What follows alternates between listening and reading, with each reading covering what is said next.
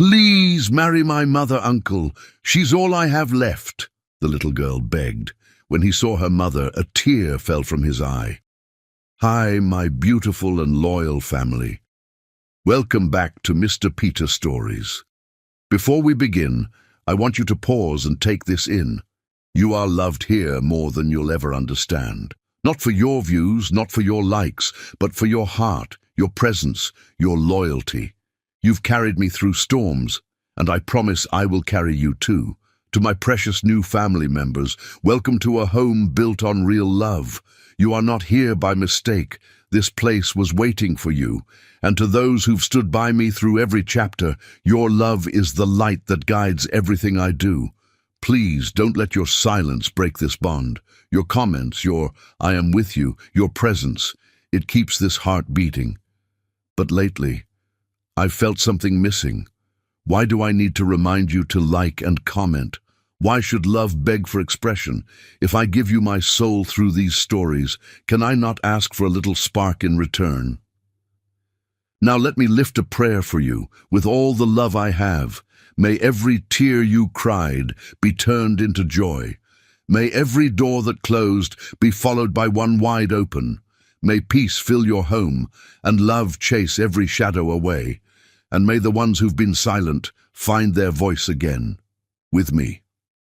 Comment, "I am with you, so I know I still have your hand." Let's not just be a channel. Let's be a legacy of love, louder than silence, stronger than time. Now, breathe in, feel my love, and let's begin today's story together as one. Dom Barton, a successful 35-year-old architect, pulled into the gravel parking lot of Ruby's Diner as rain drummed against his windshield. 10 years had passed since he'd set foot in Millbrook, the small town where he'd grown up, fallen in love for the first time, and learned what heartbreak truly meant. He hadn't planned to stop here. His meeting with the mayor about the new community center project wasn't until tomorrow. But something about the familiar red neon sign flickering through the storm had drawn him in like a magnetic force. Dom sat in his car for a moment, watching rain create rivers down the windshield, distorting his view of the diner that looked exactly as it had when he was 17. Ruby's Diner had been where teenagers came after football games, where first dates happened over chocolate milkshakes, and where he'd spent countless hours with her, planning their future together. He shook his head, trying to dispel memories that threatened to surface. Some doors were better left closed. The bell above the entrance chimed as Dom pushed through the glass door, and the familiar smell of coffee and apple pie hit him like a warm embrace. The red vinyl booths were exactly the same. The checkered floor showed the same worn patterns, and even the jukebox in the corner still stood silent, probably broken since 1995. A few locals looked up from their newspapers and coffee cups, their curious glances lingering on his expensive suit and polished shoes. He was clearly not from around here anymore. Dom chose a booth by the window, the same one where he used to sit and watch cars pull up, always hoping to catch a glimpse of warm, brown eyes and a smile that could light up his world. He ordered black coffee from a waitress who looked young enough to be in high school, probably Ruby's granddaughter, and pulled out his phone to review architectural plans for tomorrow's presentation. The warmth of the diner and steady rhythm of rain against the windows created a cocoon of nostalgia that made it hard to concentrate on blueprints and budget proposals. Dom found himself staring out at the empty parking lot, remembering summer nights when it had been full of teenagers' cars and laughter echoing through warm air. He'd been happy then, stupidly and completely happy, believing that love conquered. All in that promises made at 17 lasted forever. "Excuse me, mister?" The small voice broke through his reverie, and Dom looked down to see a little girl standing beside his table. She couldn't have been more than 7 years old, with big brown eyes that seemed too serious for her age, and dark curls escaping from what had probably started as neat pigtails that morning. Her yellow raincoat was soaked, and her small hands were clutched tightly together in front of her. "Yes, sweetheart?" Dom asked, setting down his coffee cup and giving her his full attention. Something about the way she stood there, so small and determined, reminded him of someone, though he couldn't quite place who. The little girl's bottom lip trembled slightly, and Dom noticed the tears gathering in her eyes. She took a deep breath, as if summoning all her courage, and looked directly at him. "Please marry my mother, mister." Dom's coffee cup froze halfway to his lips. Of all the things he might have expected a 7-year-old to say, that wasn't even in the realm of possibility. He set the cup down carefully, studying the little girl's earnest face. "I'm sorry. What did you say?" "Please marry my mother," she repeated more urgently this time. The tears that had been threatening now spilled over onto her cheeks.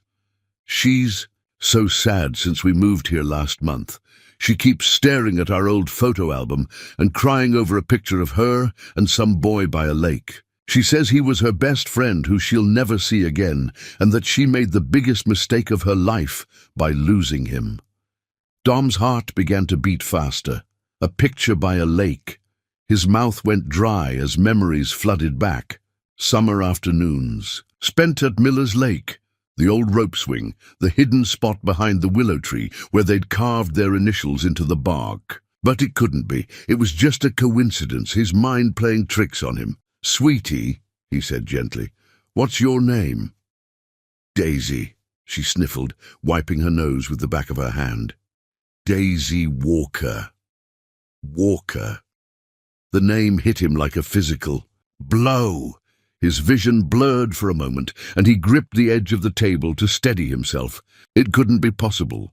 Not after all these years. Not here, in this place where it all began. "Daisy, that's a beautiful name," he managed to say, his voice sounding strange to his own ears. "And your mother, what's her name?" "Wendy." "Daisy," said Hope, creeping into her voice, as if she sensed she was getting through to him. "Her name is Wendy Walker. She works here now in the kitchen.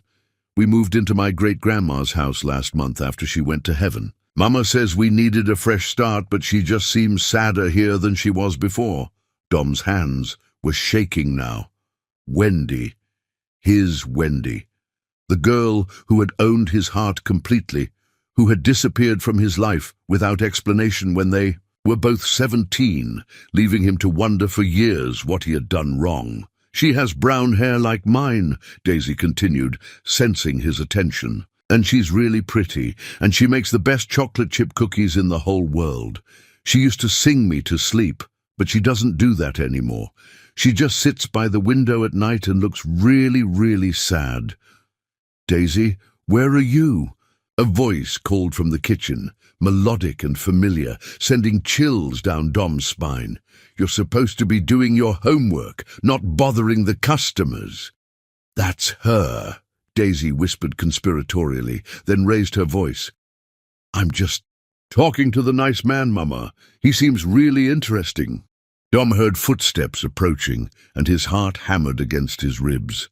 10 years of wondering, 10 years of what-ifs and might-have-beens, and now she was here, just steps away. He wasn't ready. He would never be ready. "I'm so sorry," the voice was saying as the footsteps grew closer. "She's usually not this forward with strangers. Daisy, come away from—" The voice stopped abruptly, and Dom looked up to see her standing at the edge of his booth, a plate in her hands, and shock written across every feature of her face. She was older, more beautiful somehow, with the same chocolate-brown eyes that had haunted his dreams for a decade. Her dark hair was longer now, pulled back in a simple ponytail, and she wore a simple blue dress beneath a white apron that read "Ruby's Diner" in faded red letters. The plate slipped from her hands and shattered against the floor, sending fragments of ceramic scattering across the checkered tiles. The sound seemed to echo in the sudden silence that had fallen over the diner, but neither of them moved to clean it up. "Dom?" she whispered, his name barely audible. "Hello, Wendy," he said softly, drinking in the sight of her face. Older, but still achingly familiar. It's been a long time. For a moment the years melted away, and they were 17 again, sitting in this same booth, making plans for a future they both believed was guaranteed. Then reality crashed back, and Wendy's face crumpled with emotion. "I have to go," she said quickly, backing away from the table. "Daisy, come on. We need to get home."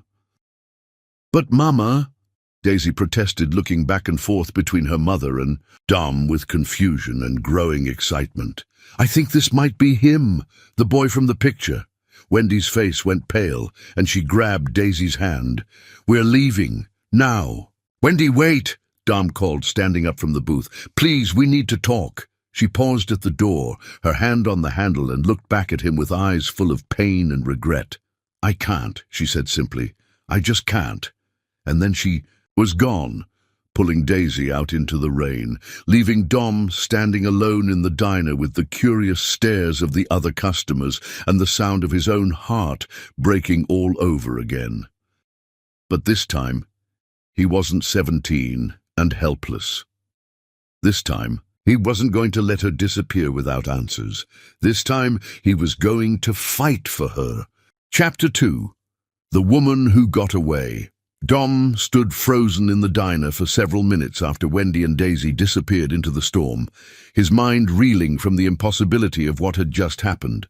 The other customers had returned to their conversations and newspapers, but he could feel their curious glances and whispered speculation about the stranger in the expensive suit who had just caused such a scene. Ruby herself, now in her 70s, but still manning the register with sharp eyes that had witnessed decades of small-town drama, approached his table with a broom and dustpan to clean up the broken plate. "That's Wendy Walker," she said matter-of-factly, sweeping up the ceramic shards. "Moved back about a month ago with her little girl. Inherited her grandmother's place on Maple Street. Good woman, hard worker, but she's got sadness in her eyes. The kind that comes from losing something important." Dom pulled out his wallet and left money on the table, including enough to cover the broken plate and a generous tip. "Ruby, do you remember me? Dom Barton. I used to come in here during high school."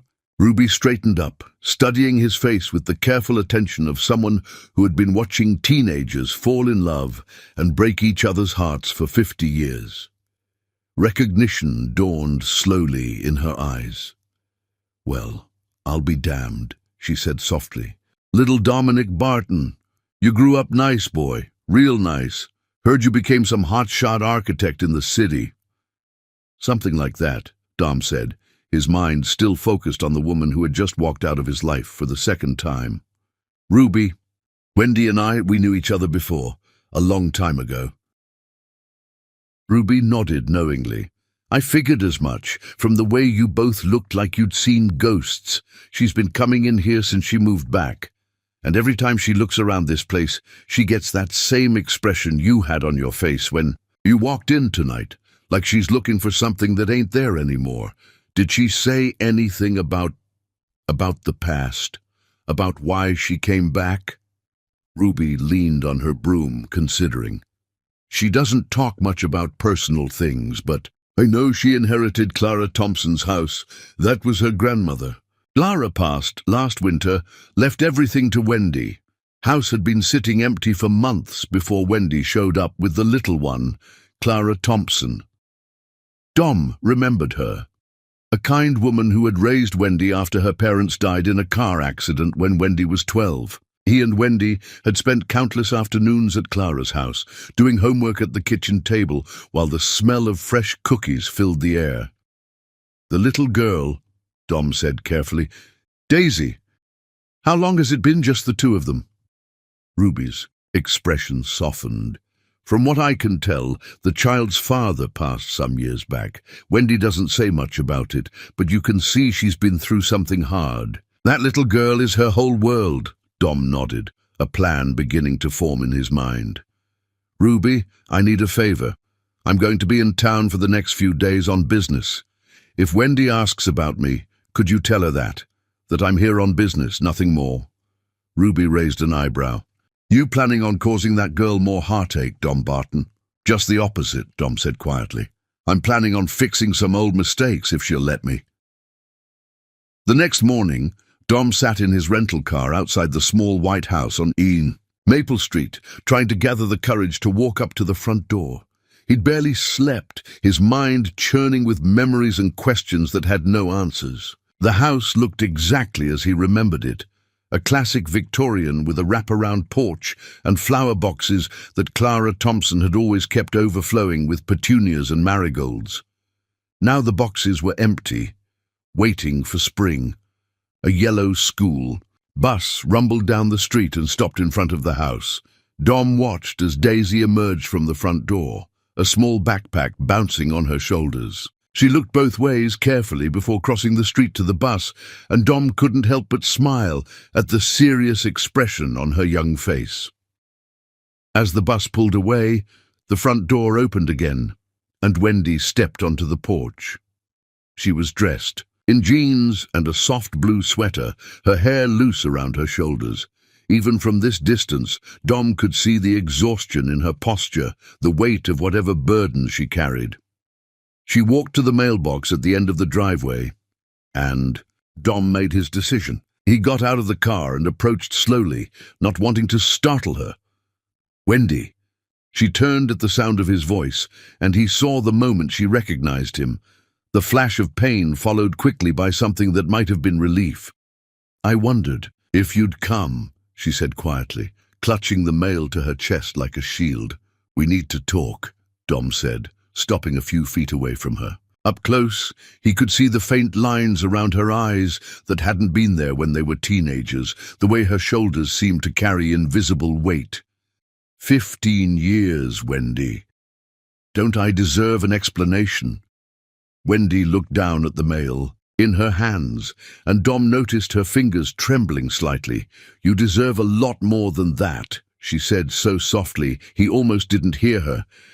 "But I don't know if I can give it to you." "Try," he said simply.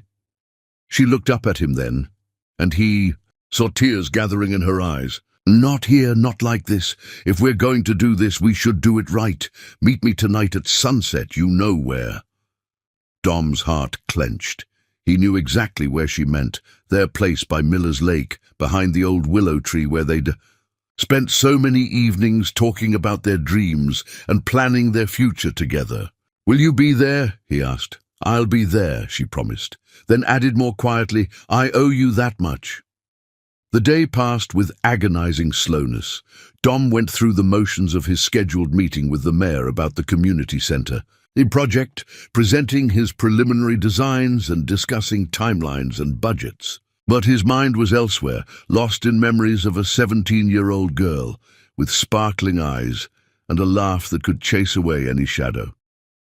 He drove past the high school where they'd met, where Wendy had been the quiet girl in AP English, who wrote poetry that made his heart ache with its beauty. He remembered the first time he'd gotten up the courage to ask her to study together, how she'd looked surprised that someone like him, the star quarterback with college scouts already calling, would notice someone like her, but he had noticed. God, how he had noticed. The way she tucked her hair behind her ear when she was thinking, the way she bit her lower lip when she was concentrating on a difficult problem, the way her whole face lit up when she smiled, transforming her from pretty to absolutely breathtaking. They'd been inseparable after that first study session. Dom had discovered that beneath Wendy's quiet exterior was a mind that challenged him, a sense of humor that caught him off guard, and a heart so pure and generous it humbled him. She'd made him want to be better than he was, to deserve the love she offered so freely. He'd been planning to propose after graduation. He'd had it all figured out. They'd go to college together, get married after they finished their degrees, build a life filled with the kind of love that lasted forever. He'd even bought a ring with money he'd saved from his part-time job at the hardware store, and then one day she was simply gone. No explanation, no goodbye, no forwarding address. Just empty space where the most important person in his world used to be. As the sun began to set, Dom made his way to Miller's Lake. The path through the woods was overgrown now, but his feet remembered the way. He emerged from the trees to find the lake exactly as he'd left it, peaceful and mirror-still, reflecting the orange and pink sky like a painting. The old willow tree still stood at the water's edge, its branches drooping into the water like fingers trailing in a lazy current. Behind it, hidden from view of the main path, was the small clearing where he and Wendy had spent countless hours dreaming about their future. She was already there when he arrived, sitting on the fallen log they'd claimed as their spot. All those years ago, she'd changed into a simple white dress that made her look younger, more like the girl he remembered. Her hair was loose, catching the last rays of sunlight like spun gold. "You came," she said without looking up. "Did you think I wouldn't?" Dom asked, settling onto the log beside her, careful to leave space between them. "I hoped you would, and I hoped you wouldn't." She finally looked at him, and he saw the fear in her eyes. "I've imagined this conversation 1,000 times over. The years. In my head I always knew exactly what to say to make you understand, but now that you're here, just tell me the truth," Dom said gently. "Start with why you left." Wendy took a shaky breath and looked out over the water. "It happened so fast," she began, her voice barely above a whisper. "One day we were making plans for prom, for college, for forever. The next day everything fell apart." She turned to face him fully, and Dom saw the pain that had been hidden beneath her composed exterior. Grandma Clara had a stroke. Massive. Devastating.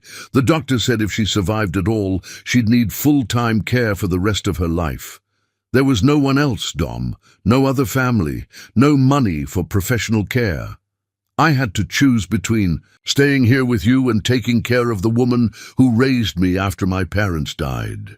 Dom felt the first crack in the wall of hurt and anger he'd built around the memory of her leaving. "Why didn't you tell me? We could have figured something out together." "With what?" Wendy asked, tears now flowing freely down her cheeks. "We were 17 years old, with no money and no resources.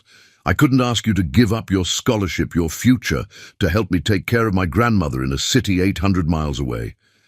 And I couldn't leave her to die alone." The truth hit Dom like a physical blow. All these years, he'd assumed she'd left because she'd stopped loving him, because their plans for the future had scared her, because he hadn't been enough to make her stay. He'd never imagined that she'd left to take care of someone she loved, sacrificing her own happiness for duty and loyalty. "I wrote you letters," Wendy continued, her voice breaking. "So many letters, but I never had money for stamps, and by the time I could afford to call, your family had moved away. I tried to find you through mutual friends, but everyone scattered. After graduation, it was like you disappeared from the earth." Dom reached out and took her hand, the same small hand he'd held through movies and football games and quiet moments by this very lake. "I looked for you too," he said quietly. "For years, I hired private investigators, I searched social media, I called every Clara Thompson in the country. I never stopped hoping I'd find you." They sat in silence for a moment, watching the last light fade from the sky and the first stars appear. The weight of 15 years of misunderstanding hung between them, heavy with lost time and missed opportunities. "I'm sorry," Wendy whispered. "I'm so sorry for the pain I caused you. If I could go back and do it differently." "We can't go back," Dom said, squeezing her hand gently. "But maybe we can go forward. Tell me about Daisy. Tell me about your life." And as the moon rose over Miller's Lake, Wendy began to tell him about the 15 years they'd lost, and Dom began to hope that maybe, just maybe, it wasn't too late for them after all. Chapter 3. Why She Left. The moonlight cast silver patterns on the water as Wendy's story unfolded, each word carving deeper into 15 years of silence that had stood between them. Dom listened without interrupting, watching emotions play across her face as she relived memories that had clearly caused her immense pain. "The stroke happened on a Tuesday," Wendy said, her voice steady now, as if she'd rehearsed this story countless times in her mind. "I was in calculus class, thinking about what dress I wanted for prom. Then Mrs. Patterson came to get me. There was an emergency, and I needed to come to the office immediately." She paused, picking up a smooth stone from the ground and turning it over in her hands. "I knew something was terribly wrong the moment I saw the principal's face. They drove me to the hospital, but by the time I got there, Grandma Clara was already unconscious. The doctors said it was the worst kind of stroke. Massive. Damage to the left side of her brain. They weren't even sure she'd wake up." Dom felt his chest tighten as he imagined 17-year-old Wendy sitting alone in a hospital waiting room, facing the possibility of losing the only family she had left. "She was in a coma for 6 days, Wendy continued. "I barely left the hospital. I remember you coming to see me, bringing me coffee and those terrible vending machine sandwiches. You held my hand and told me everything would be okay." "I remember," Dom said softly. He remembered feeling helpless, wanting to take away her pain, but not knowing how. He'd been so young, so naive about the weight of real tragedy. When she finally woke up, the left side of her body was completely paralyzed. She couldn't speak, couldn't feed herself, couldn't do any of the basic things that make life possible. The doctors said she'd need round-the-clock care, probably for the rest of her life. And they said if we wanted her to have any chance at recovery, we needed to get her to a specialized rehabilitation facility. Wendy's voice cracked slightly, and she took a deep breath before continuing. "The only facility that had an opening was in Phoenix, 800 miles away from everything I'd ever known." The social worker sat me down and explained my options. I could become Clara's legal guardian and move with her, or I could let the state take over her care and place her in whatever facility had an opening. "But you were still a minor yourself," Dom said, pieces of the puzzle finally clicking into place. "How could you become her legal guardian? There was paperwork, legal stuff that went over my head at the time. Clara had made provisions in her will, designating me as her heir and giving me the legal authority to make decisions about her care if something happened to her. I think she always knew that her age and health made something like this a possibility." Dom could picture it now. Wendy, barely 18, faced with an impossible choice between her own future and the woman who had raised her with such love and devotion. "The facility in Phoenix was expensive," Wendy continued. "Even with insurance, the costs were staggering. I had to sell Clara's house here in Millbrook just to cover the first year of her care. We moved into a tiny apartment near the rehabilitation center, and I got my GED instead of finishing high school with our class." "You never graduated with us," Dom said, the realization hitting him like a physical blow. All this time, he'd imagined her walking across the stage at graduation, celebrating with friends, moving on with her life while he was left behind. The reality was so much harder and more complicated. "I worked 3 jobs, Wendy said, a note of pride creeping into her voice despite the sadness of the story. "Waitressing at a diner during the day, cleaning offices at night, and doing data entry work from home whenever I could squeeze it in." Clara was making progress, slow but progress. She regained some speech, some movement in her right hand. The therapist said it was remarkable that having someone who loved her nearby was making all the difference. Dom found himself admiring the strength it must have taken for 18-year-old Wendy to shoulder such enormous responsibility.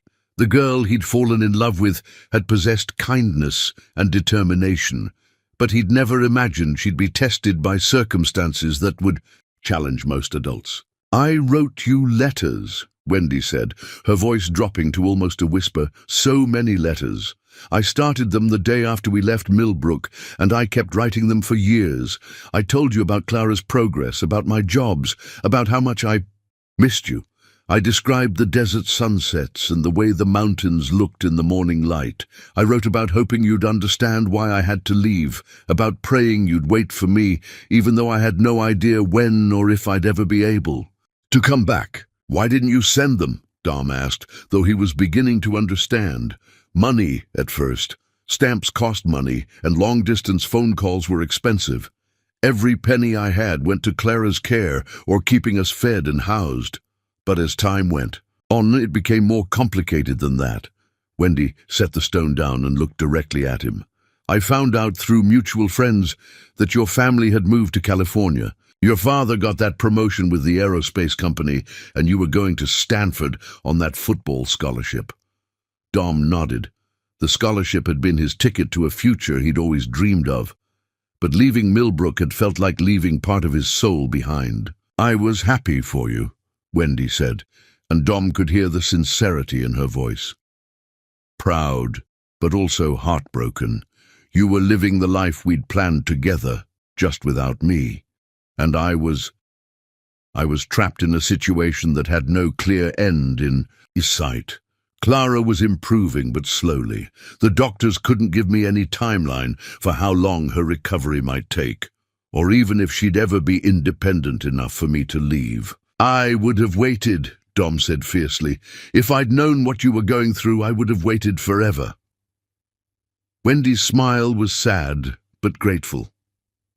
I know you think that now, but Dom, we were so young. You had your whole life ahead of you. College, your career, opportunities that might never come again. What kind of person would I have been if I'd asked you to put your life on hold indefinitely for someone who might never be able to give you the future you deserved? The selflessness of her sacrifice took Dom's breath away. She'd given up everything. Her education, her future, her first love, to care for someone who needed her, and then she'd refused to let him sacrifice his opportunities for her sake. What happened to Clara? Dom asked gently. Wendy's expression softened with a mixture of grief and gratitude. She lived for 12 more years after her stroke.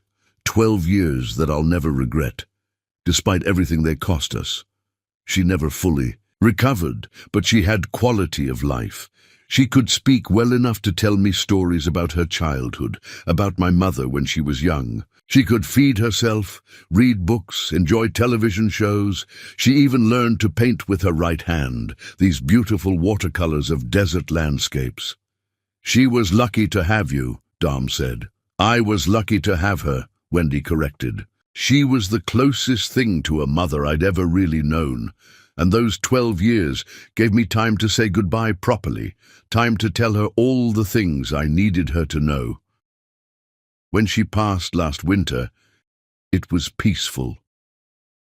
She died in her sleep, and her last words to me were that she was proud of the woman I'd become, and that she wanted me to go home to Millbrook and find my happiness again. Dom felt his throat tighten with emotion.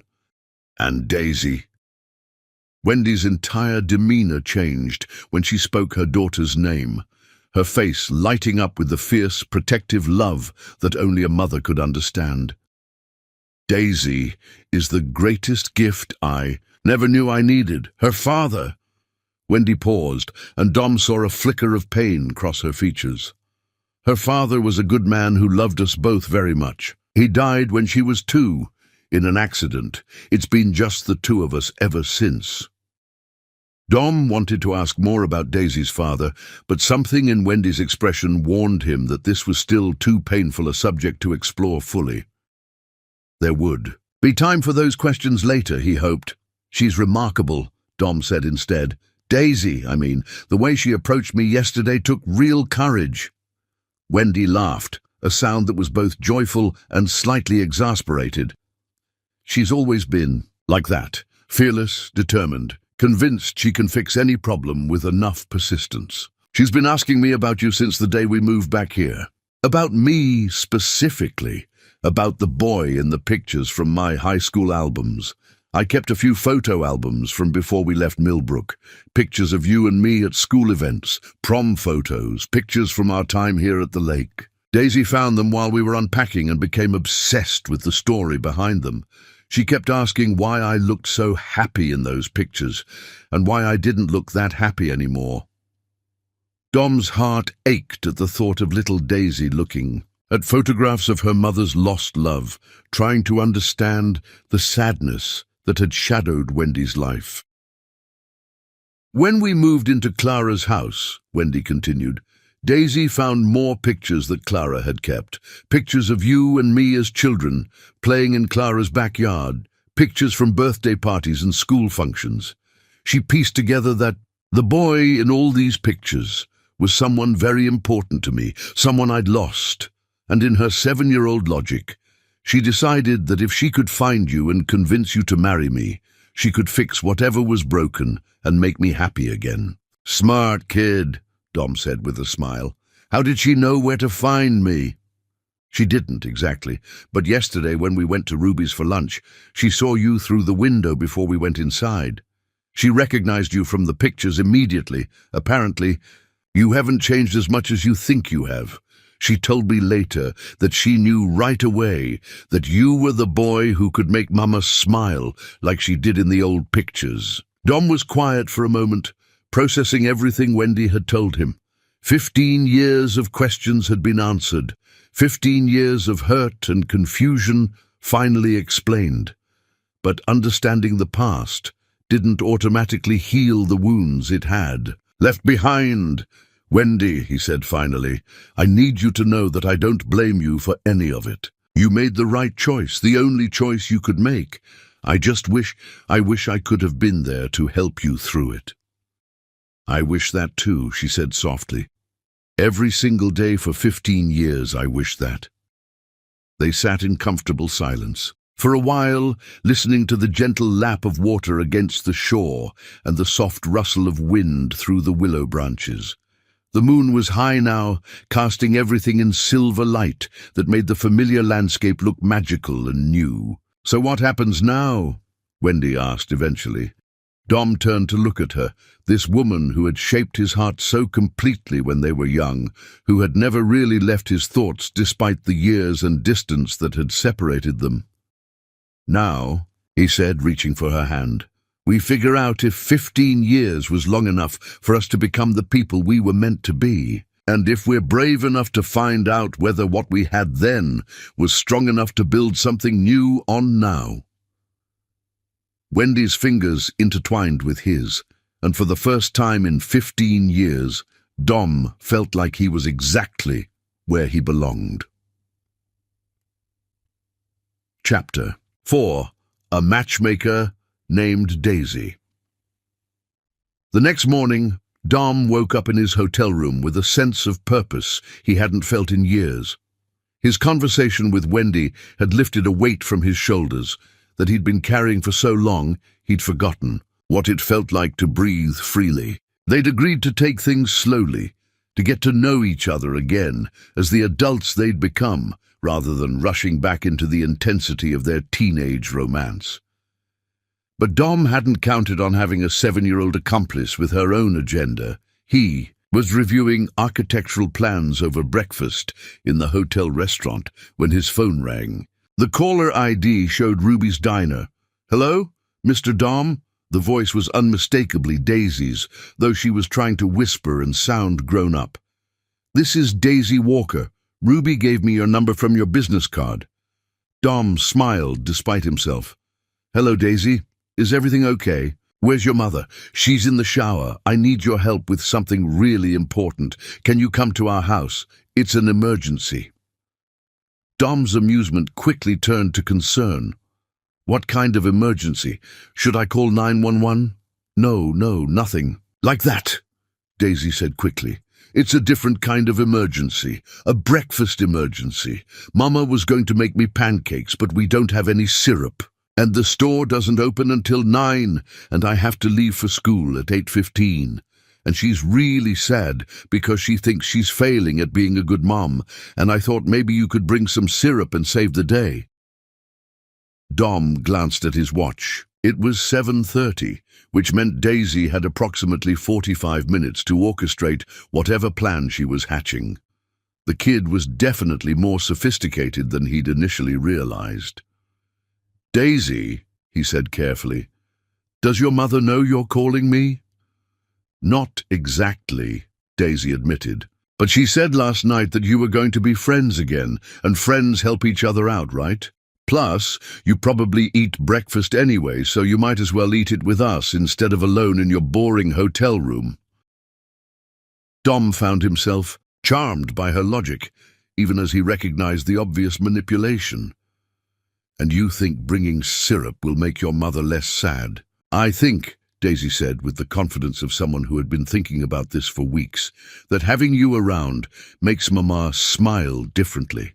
And if syrup gets you to come over, then syrup is really important." Dom made his decision. "What kind of syrup does your mother like?"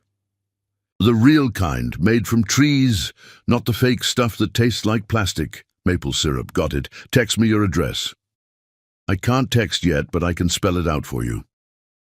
20 minutes later, Dom stood on the front porch of Clara Thompson's house with a bottle of Vermont maple syrup and a bouquet of daisies he'd picked up from the hotel's gift shop. The house looked better in daylight. The paint was fresh, the yard was neat, and someone had planted mums in the flower boxes to add splashes of orange and yellow against the white siding.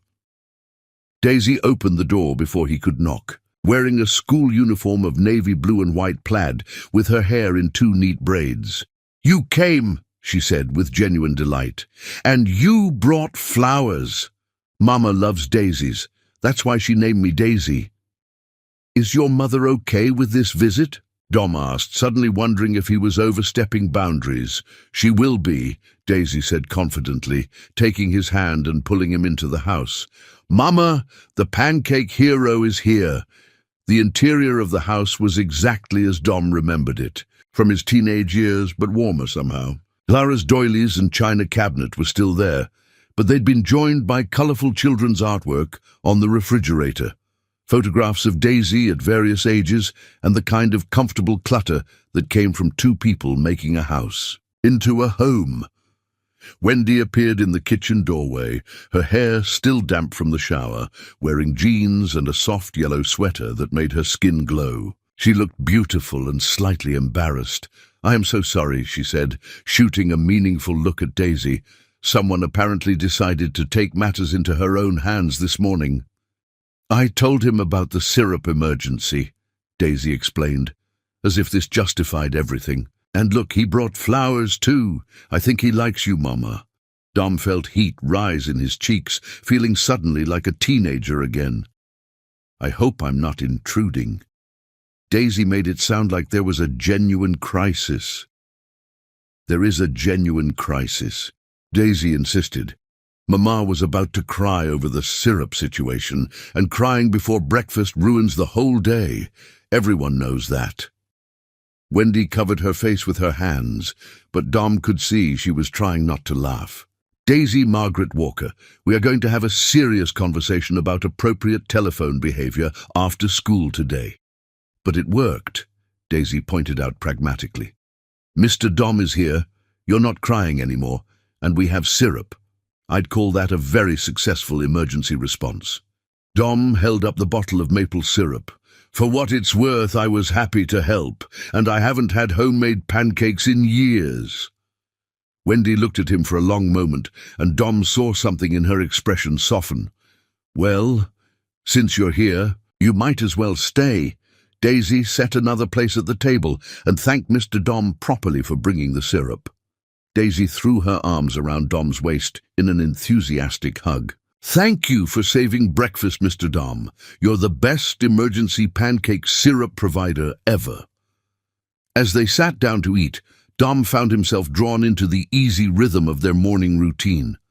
Daisy chattered about her upcoming school presentation on butterflies, describing in elaborate detail the poster board she was creating and the butterfly costume she planned to wear. Wendy interjected with gentle reminders about finishing her math homework and remembering to return her library books.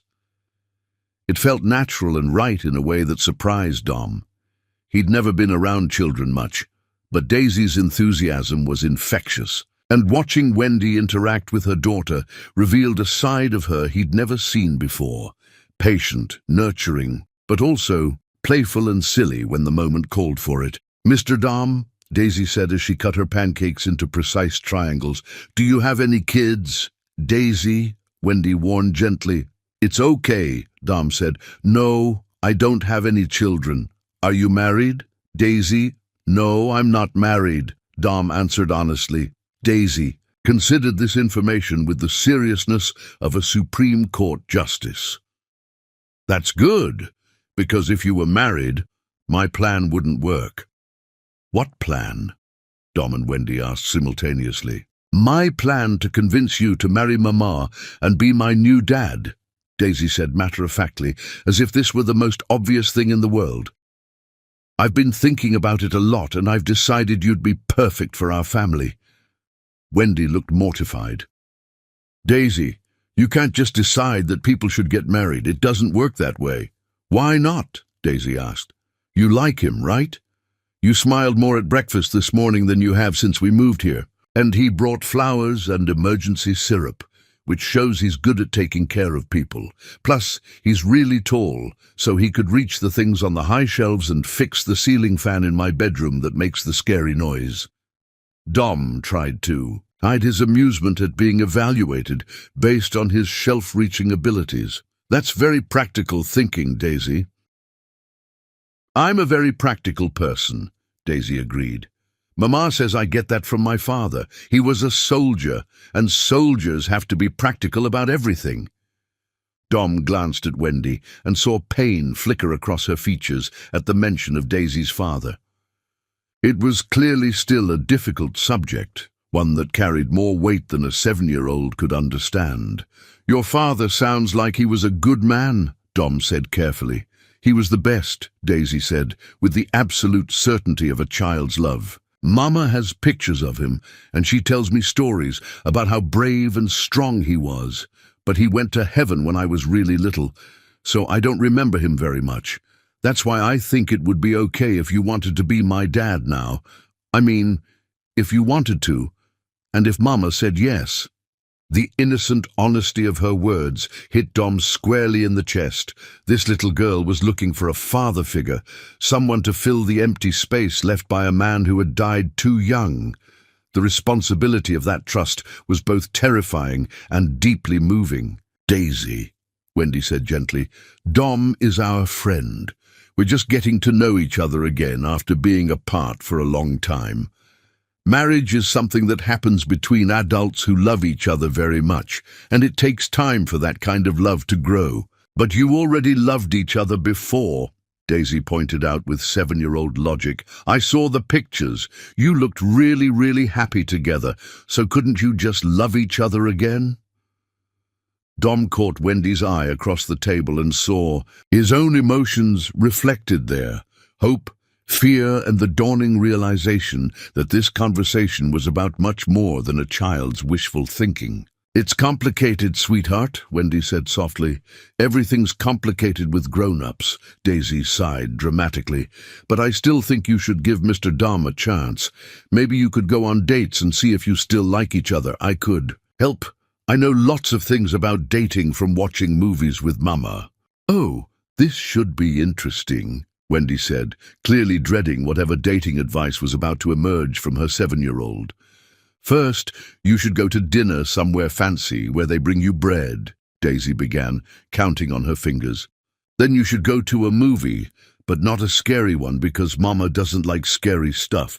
Then you should go dancing because in the movies, people always fall in love when they dance. And then Mr. Dom should bring you flowers and tell you you're pretty, and then you should decide if you want to get married." Dom found himself genuinely considering Daisy's dating timeline. "That sounds like a very thorough plan." "I've been thinking about it for weeks," Daisy said proudly. "Ever since we moved here and Mama started looking sad all the time. I knew She needed someone special to make her happy again, but I didn't know how to find the right person. And then yesterday, you just appeared in the diner like magic, and I knew you were the answer to my prayers." The school bus honked outside, interrupting Daisy's romantic planning session. She jumped up from the table and grabbed her backpack, then turned back to Dom with a serious expression. "Mr. Dom, will you think about my plan? You don't have to decide today, but will you at least consider it?" Dom looked at this earnest little girl who had somehow decided he was the solution to her family's problems, then at Wendy, who was watching. The interaction with a mixture of embarrassment and something that might have been hope. "I'll think about it," he promised. Daisy beamed and gave him another quick hug before racing out to catch the bus. The house suddenly felt very quiet, with just Dom and Wendy sitting at the breakfast table, surrounded by the remnants of their meal. "I'm so sorry about that," Wendy said, starting to clear the plates. "She's been fixated on this idea ever since she figured out who you were. I've tried to explain that real life doesn't work like fairy tales, but maybe sometimes it does," Dom said quietly, standing to help her clean up. "Maybe sometimes little girls who believe in magic know something the rest of us have forgotten." Wendy paused in her dish gathering and looked at him with those chocolate brown eyes that had haunted his dreams for 15 years. "Dom, I don't want you to feel pressured by anything Daisy said. She's just a child who wants her mother to be happy, and she doesn't understand how complicated adult relationships can be." "What if they don't have to be complicated?" Dom asked, moving closer to her. "What if we started simple? Dinner, like Daisy suggested.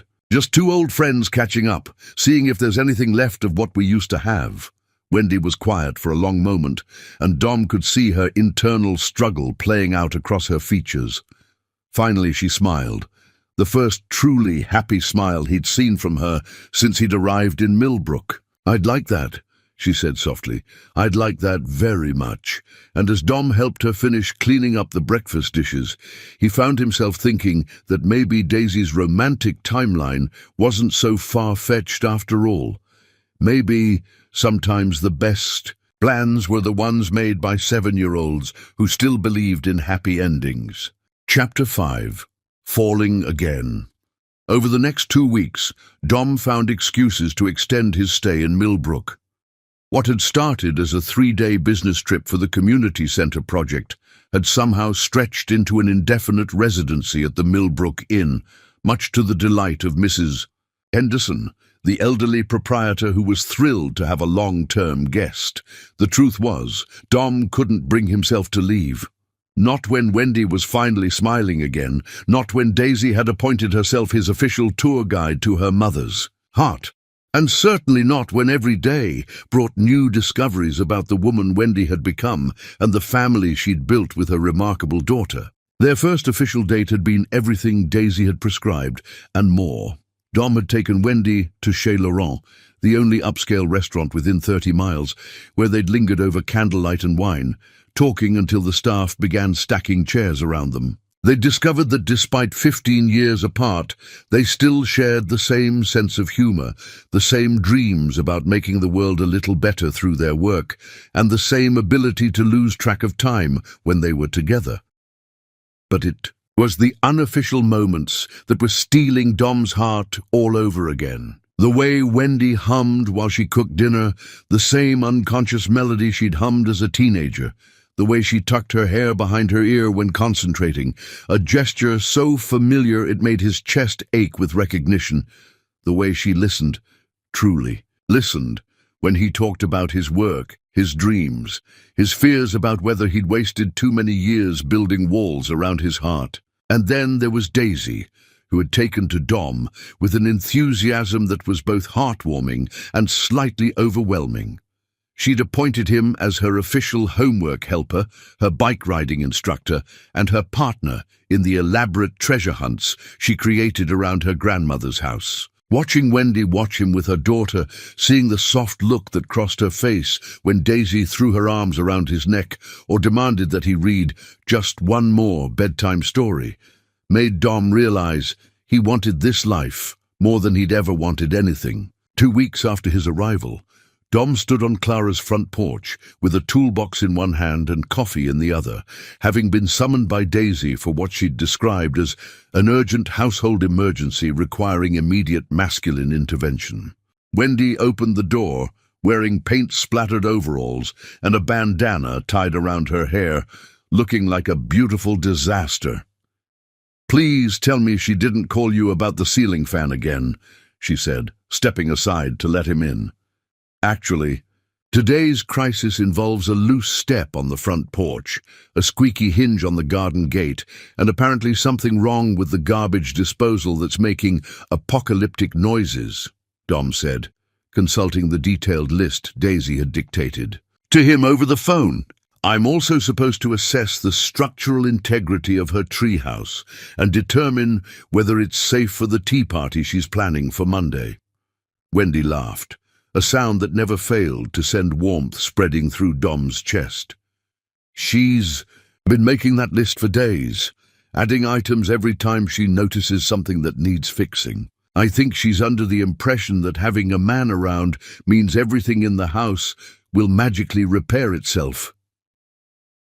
"I don't mind," Dom said, and he realized he truly didn't.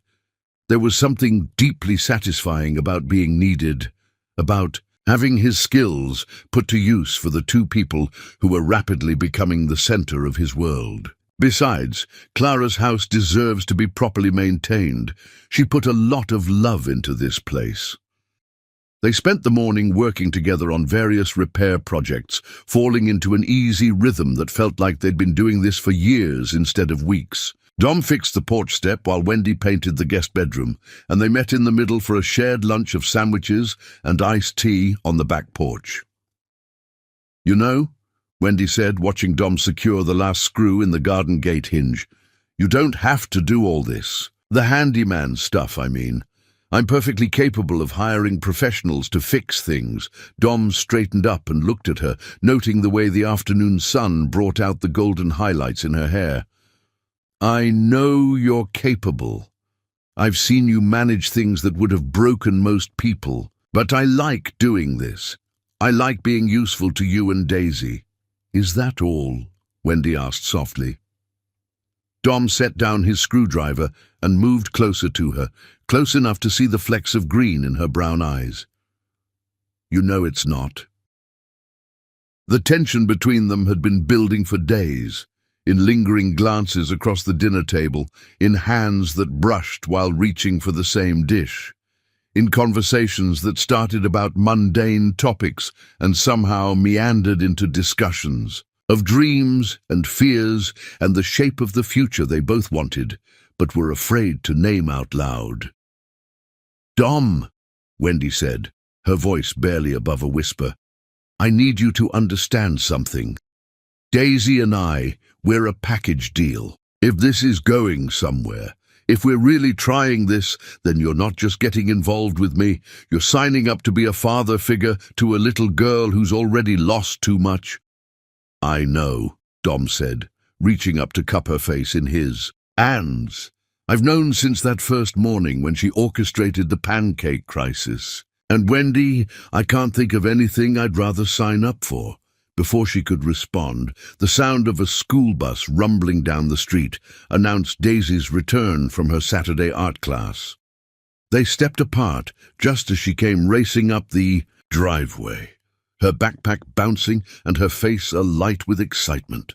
"Mr. Dom, you fixed the gate," she exclaimed, testing the newly silent hinges with obvious delight.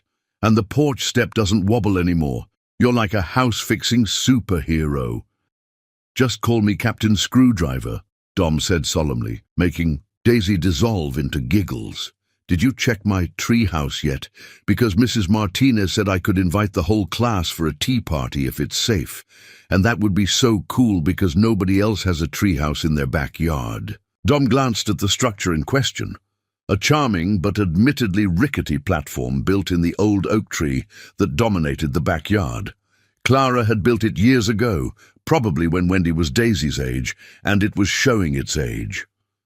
"Let me take a look," he said, walking over to examine the wooden ladder and platform more closely. The treehouse was structurally sound, but could definitely use some reinforcement and safety improvements. "What's the verdict, Doctor?" Wendy asked, joining him beneath the tree. "It's got good bones, but it needs some updating," Dom said. "New. Safety railings, a few additional support beams, maybe a proper rope ladder instead of these wooden rungs. Nothing major, but definitely necessary if it's going to host tea parties." Daisy's face fell. "Does that mean no tea party?" "It means," Dom said, kneeling down to her level, "that we're going to spend next weekend making this the safest, most awesome treehouse in Millbrook. What do you say, partner? Ready for a construction project?" Daisy's expression shifted from disappointment to pure joy so quickly that Dom felt his heart do a little flip. "Really? We're going to build it together?" "We're going to rebuild it together," Dom confirmed, "but I'm going to need an assistant who knows the difference between a Phillips head screwdriver and a flathead screwdriver." "Think you're up for the job? I am the best assistant," Daisy declared with the confidence of someone who had never met a challenge she couldn't conquer. "Mama, did you hear? Mr. Dom and I are going to rebuild my treehouse." "I heard," Wendy said. And when Dom looked up at her, he saw something in her expression that made his pulse quicken.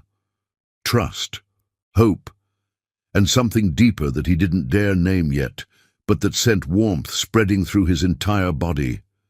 That evening, after Daisy had finally exhausted herself with plans for the treehouse renovation and gone to bed, Dom and Wendy sat on the front porch swing that Dom had fixed that morning. The evening air was soft and sweet, with the scent of the late-blooming roses that Clara had planted along the fence, and fireflies danced in the gathering dusk. "She's getting attached to you," Wendy said quietly, her voice carrying both happiness and worry. "Is that a problem?" Dom asked. "It will be if you decide this isn't what you want," Wendy said, not looking at him. "She's already lost one father, Dom. I can't let her go through that again." Dom stopped the swing's gentle motion and turned to face her fully. "Wendy, look at me." When she finally met his eyes, he continued, "I'm not going anywhere. I know it's only been 2 weeks, and I know this is all happening fast, but I need you to understand something. I've spent 15 years trying to forget you, trying to convince myself that what we had was just teenage infatuation that would have burned out eventually anyway. But being here with you and Daisy, I realize I was lying to myself." He reached for her hand, intertwining their fingers the way they used to when they were teenagers, sitting on this same porch, making plans for a future they'd both thought was guaranteed. "I love the woman you've become," he said softly. "I love your strength, your compassion, the way you've raised Daisy to be confident and kind and fearless. I love how you hum when you cook, and how you still tuck your hair behind your ear when you're thinking. I love that you kept our photos all these years, and I love that you told Daisy stories about her father, so she'd know how much he loved her." Wendy's eyes filled with tears, but she didn't pull away. "And I love Daisy," Dom continued. "I love her enthusiasm and her schemes, and the way she looks at the world like it's full of possibilities. I love that she thinks problems can be solved with emergency pancake syrup, and that she's planning tea parties for her entire class. I love that she's decided I'm worthy of being her dad, even though I have no idea what I'm doing." "Dom," Wendy whispered, "I'm falling in love with your life, Wendy, with both of you, and if you'll let me, I want to build something real and lasting with you. Not because Daisy thinks it's a good idea, not because we have history, but because I can't imagine wanting anything more than this. Coming home to you and Daisy every day, fixing things that are broken, building tree houses, being part of your family." Wendy was quiet for a long moment, and Dom could see her internal struggle playing out across her features. Finally, she squeezed his hand and leaned closer to him on the swing. "There's something I need to tell you," she said, her voice so soft he had to strain to hear her. "About Daisy's father, about why this is so complicated for me." Dom felt his stomach clench with sudden anxiety. "Okay. His name was Jake," Wendy began, and something in the way she said the name made Dom's blood run cold. Jake Thompson. And I think you knew him. The world seemed to tilt on its axis as the pieces clicked into place. Jake Thompson. His best friend from high school, the guy who'd been like a brother to him until they'd lost touch after graduation. The Jake who'd joined the military, who'd sent him a few emails from basic training before their correspondence had faded into nothing. Jake Thompson from our graduating class? Dom asked, though he already knew the answer from the expression on Wendy's face. Yes, she whispered. And Dom, there's more. There's something about Daisy that I haven't told you. Something that changes everything. As Wendy began to explain the connection between past and present that would reshape everything Dom thought he understood about their story, he realized that falling in love again was about to become infinitely more complicated and more meaningful than either of them had imagined. Chapter 6. The Truth About Daisy's Father. The silence that followed Wendy's revelation stretched between them like a chasm. Dom felt as if the ground beneath the porch swing had given way, leaving him suspended in a moment that would forever divide his understanding of the past from reality. Jake Thompson, he repeated slowly, his voice sounding strange to his own ears. My Jake, the guy who helped me with calculus and taught me how to throw a curveball. Yes, Wendy whispered, tears streaming down her face now. I'm so sorry, Dom. I should have told you sooner, but I didn't know how. I didn't know if it would make you feel obligated to stay, or if it would hurt too much, or if... How? Dom asked, his mind reeling with questions. When? How did you even meet him again after high school? Wendy took a shaky breath and wiped her tears with the back of her hand. It was about 5 years ago. I was working as a nurse at the hospital near the army base in Phoenix, and Jake was brought in after a training accident. Nothing serious, a broken arm and some cuts, but he was stuck there for a few days while they monitored him for a concussion. Dom could picture it perfectly. Jake had always been clumsy as a kid, the kind of guy who could trip over his own shadow, but somehow always managed to land on his feet with a grin and a joke, ready to deflect any concern. I didn't recognize him at first, Wendy continued. He'd filled out, gotten more serious looking in his uniform, but when the nurse doing intake asked for his emergency contact information, he said he didn't really have anybody. Just some old friends back home that he'd lost touch with years ago. And when he said the name of his hometown was Millbrook, I asked if he'd known a guy named Dom Barton. Dom's throat tightened. What did he say? His whole face lit up, Wendy said with a sad smile. He said you were his best friend in the whole world, the brother he'd never had. He spent the next hour telling me stories about you two. The time you got detention for trying to skateboard down the school stairs, the way you used to sneak him extra food at lunch because his family didn't have much money, how you were the only person who believed he was smart enough for college. The memories hit Dom like physical blows. He'd forgotten how much Jake had meant to him, how their friendship had been one of the most important relationships of his teenage years. They'd been inseparable until graduation pulled them in different directions. I told him I knew you, Wendy continued, that we dated in high school, and Jake got this strange look on his face and asked if I was the Wendy Miller who broke your heart when she disappeared senior year. Dom felt his chest constrict. Of course, Jake would have known about Wendy. They'd been best friends. Dom had talked about her constantly, especially after she'd left. I explained what had really happened, Wendy said.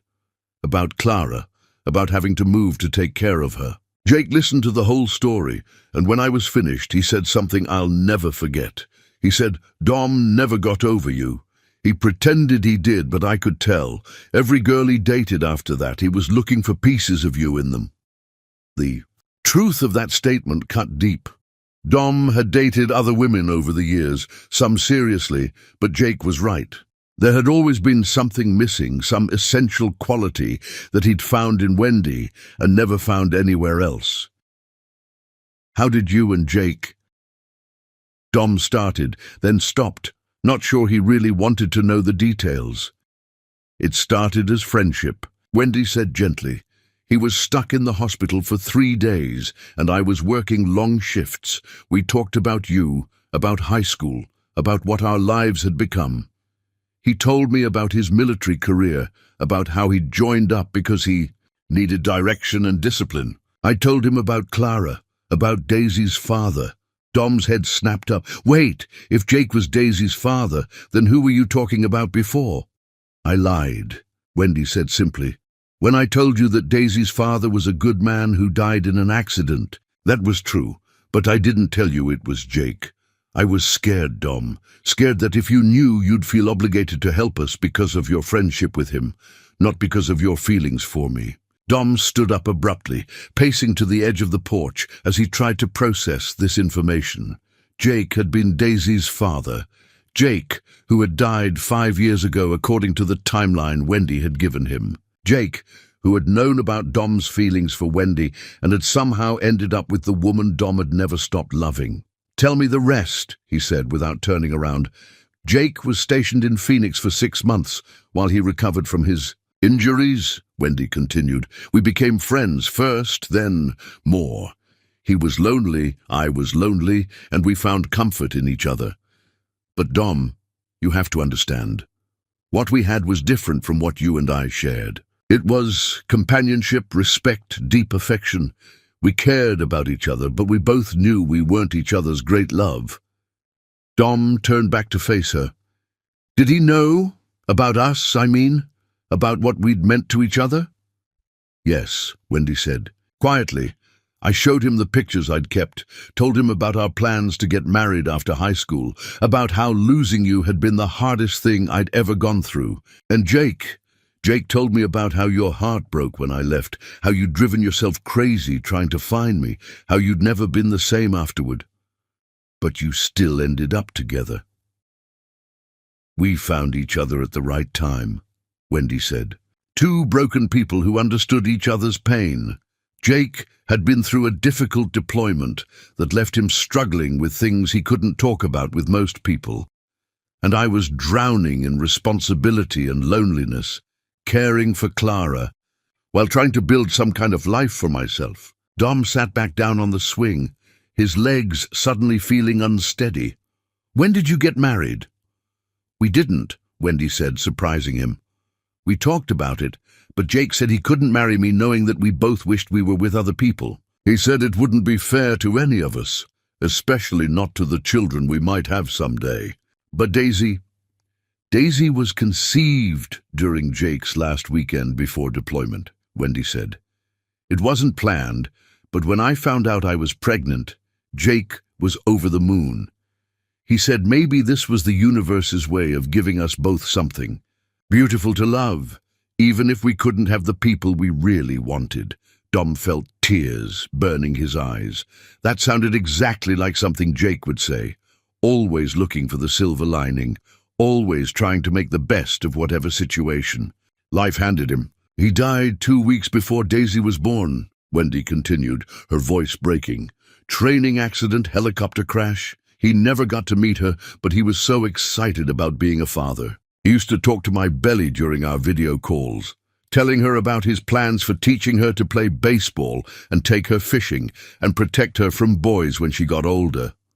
"God, Wendy," Dom said, reaching for her hand. "I'm so sorry. For your loss, for Jake's loss, for all of it.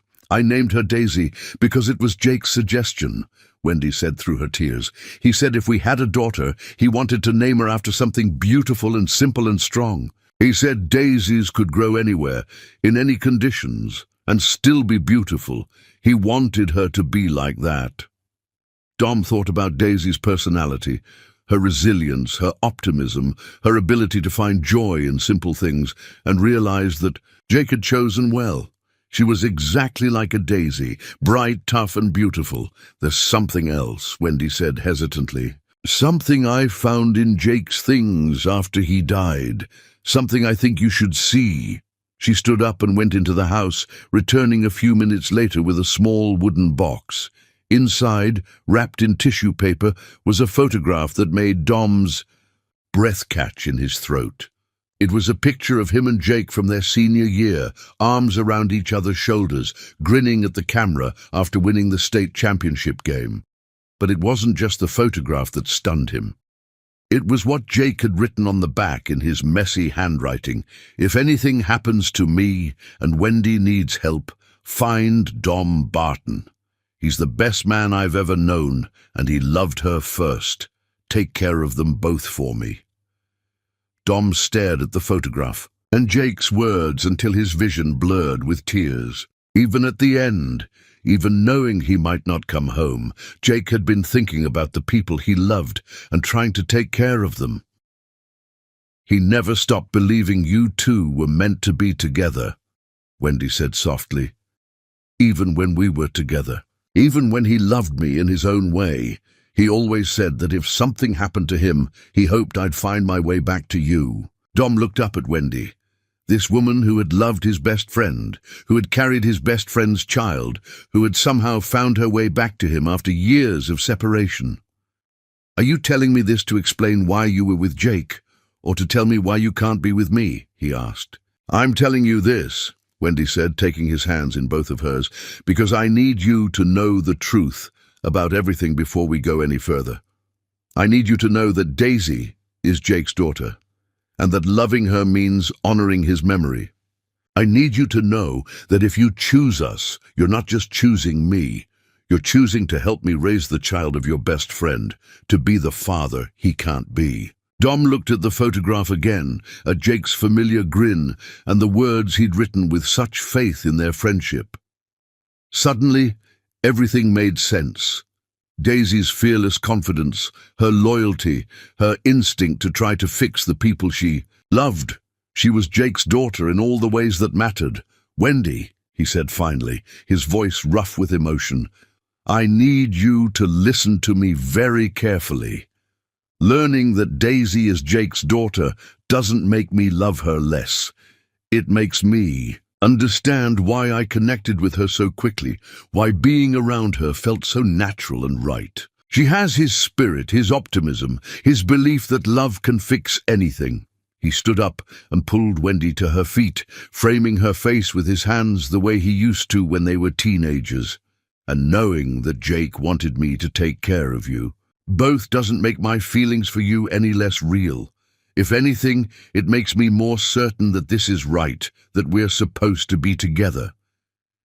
Jake knew us both better than we knew ourselves. He knew that what you and I had was the kind of love that doesn't just disappear, even when life pulls you in different directions. But what if you're only staying because you feel obligated to Jake?" Wendy asked, voicing her deepest fear.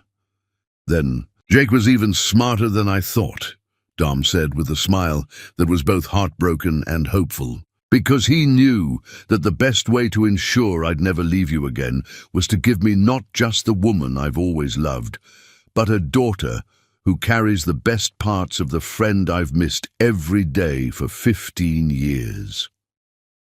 He kissed her then, soft and sweet and full of promise, while the fireflies danced around them and the porch swing creaked gently in the evening breeze. And for the first time since she'd started her story, Wendy smiled, the kind of smile that suggested she was finally beginning to believe that love really could conquer everything, even the complicated ghosts of the past. Chapter 7. Honoring. A friend, Dom, barely slept that night. He lay in his hotel bed staring at the ceiling, his mind churning with memories of Jake and questions about the future. By dawn, he had made a decision that felt both terrifying and absolutely right. He needed to visit Jake. The Millbrook Cemetery sat on a gentle hill overlooking the town, its weathered headstones and ancient oak trees creating a peaceful sanctuary that had witnessed generations of goodbyes. Dom had been here many times as a child, for his grandfather's funeral, for Memorial Day services, for the quiet moments when life felt too big and complicated for a young boy to understand. But he'd never been here looking for his best friend. The cemetery office directed him to the newer section, where military headstones stood in neat rows, marking the resting places of heroes who had come home to stay. Dom found Jake's grave beneath a young maple tree, its leaves just beginning to turn the brilliant orange and red of early autumn. The headstone was simple black granite, engraved with Jake's name, his dates, and the words, "Beloved father and friend." Someone, Wendy, Dom realized, had been here recently. Fresh daisies sat in a small vase beside the headstone, and a child's drawing was carefully protected in a plastic sleeve weighted down with a smooth river rock. Dom knelt beside the grave, his throat tight with emotion. The drawing was unmistakably Daisy's work, a stick-figure family of 3 standing in front of a house with "I love you, Daddy," written in careful 7-year-old letters across the top. "Hey, Jake," Dom said quietly, feeling slightly foolish but needing to say the words out loud. "I know this is weird talking to you like this, but I didn't know where else to start." A gentle breeze rustled the maple leaves overhead, and Dom could almost imagine it was Jake's laughter, the same easy chuckle that used to punctuate their conversations about everything from baseball statistics to their dreams for the future. "I found them," Dom continued. "Wendy and Daisy. Actually, Daisy found me, which is probably exactly how you would have planned it. That kid has your stubbornness and your complete confidence that everything will work out if you just try hard enough." Dom reached out and touched the edge of Daisy's drawing, thinking about the little girl who talked to her father's picture every night and left him artwork to make sure he knew about all the important things happening in her life.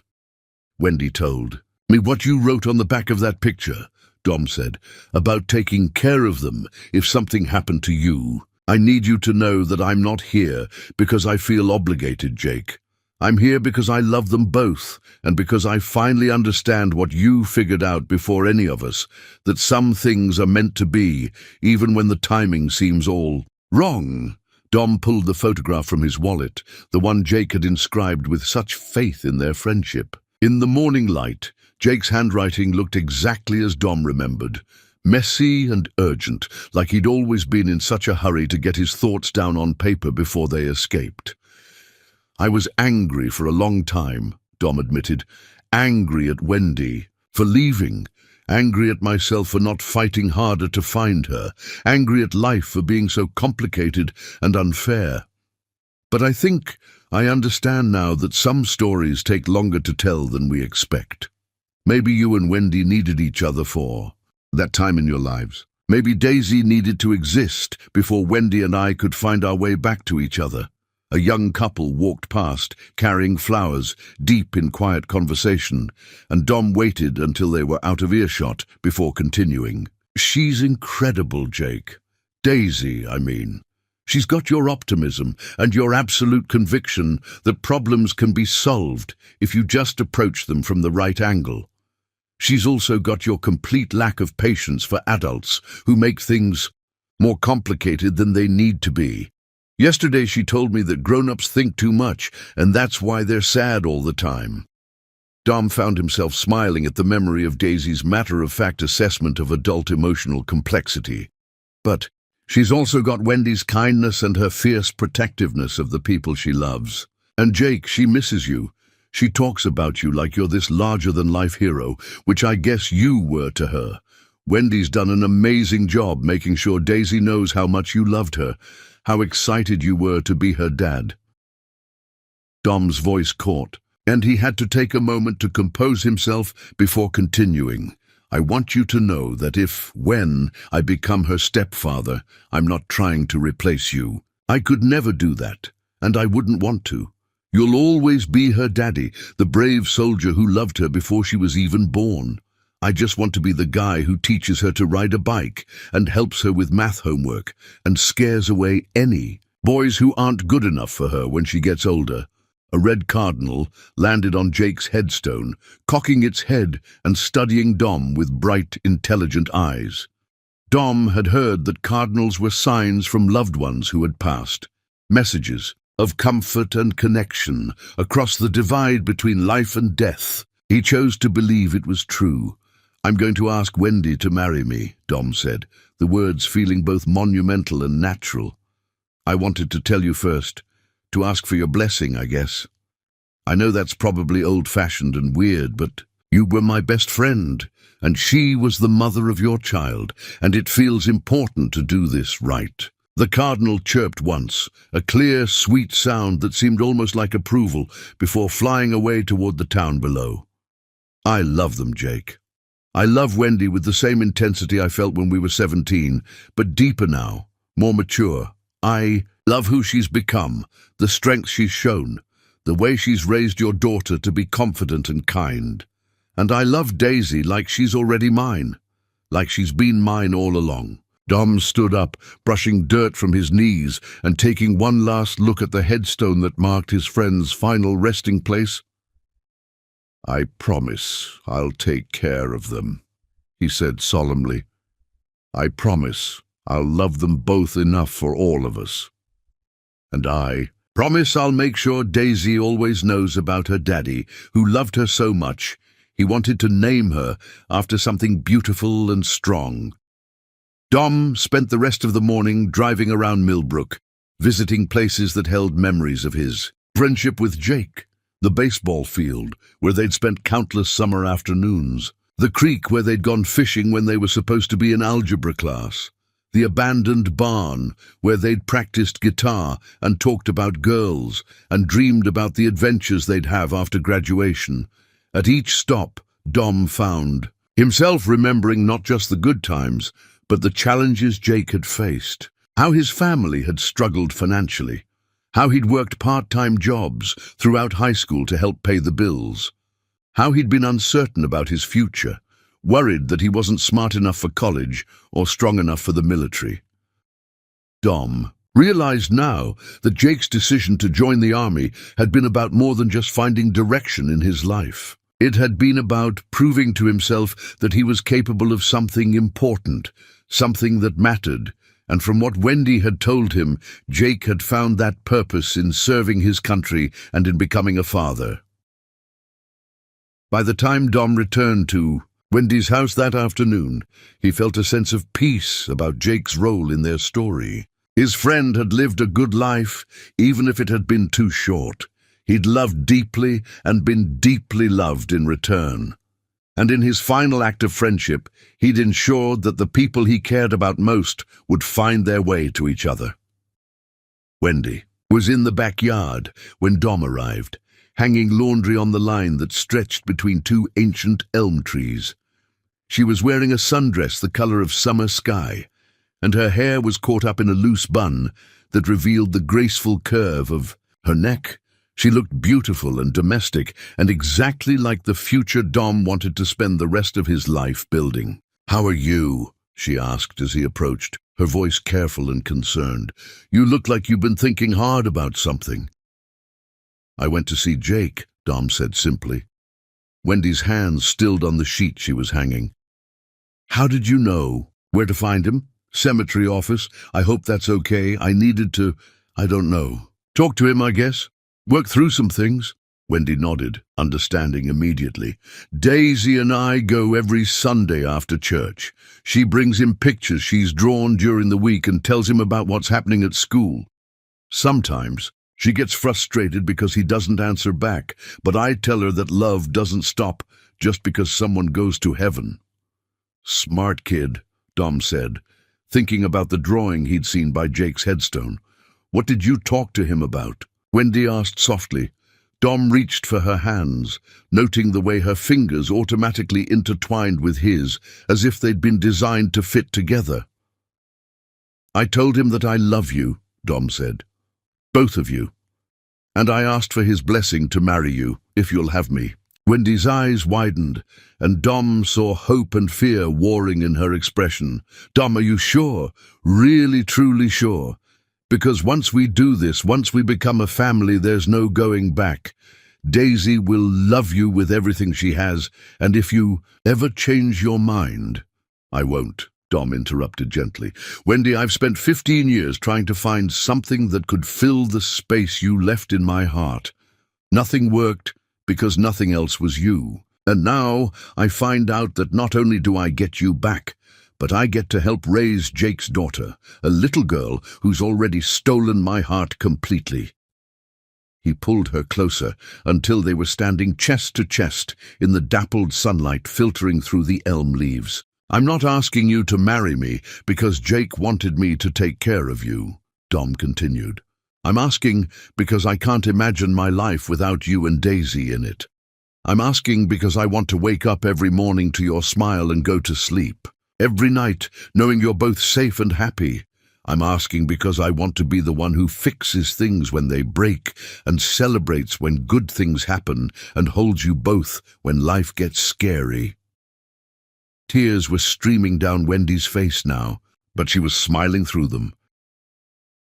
"I'm asking," Dom said, reaching into his pocket and pulling out a small velvet box, "because 15 years ago we made promises to each other that got interrupted by life, and I'd like to finish making those promises now."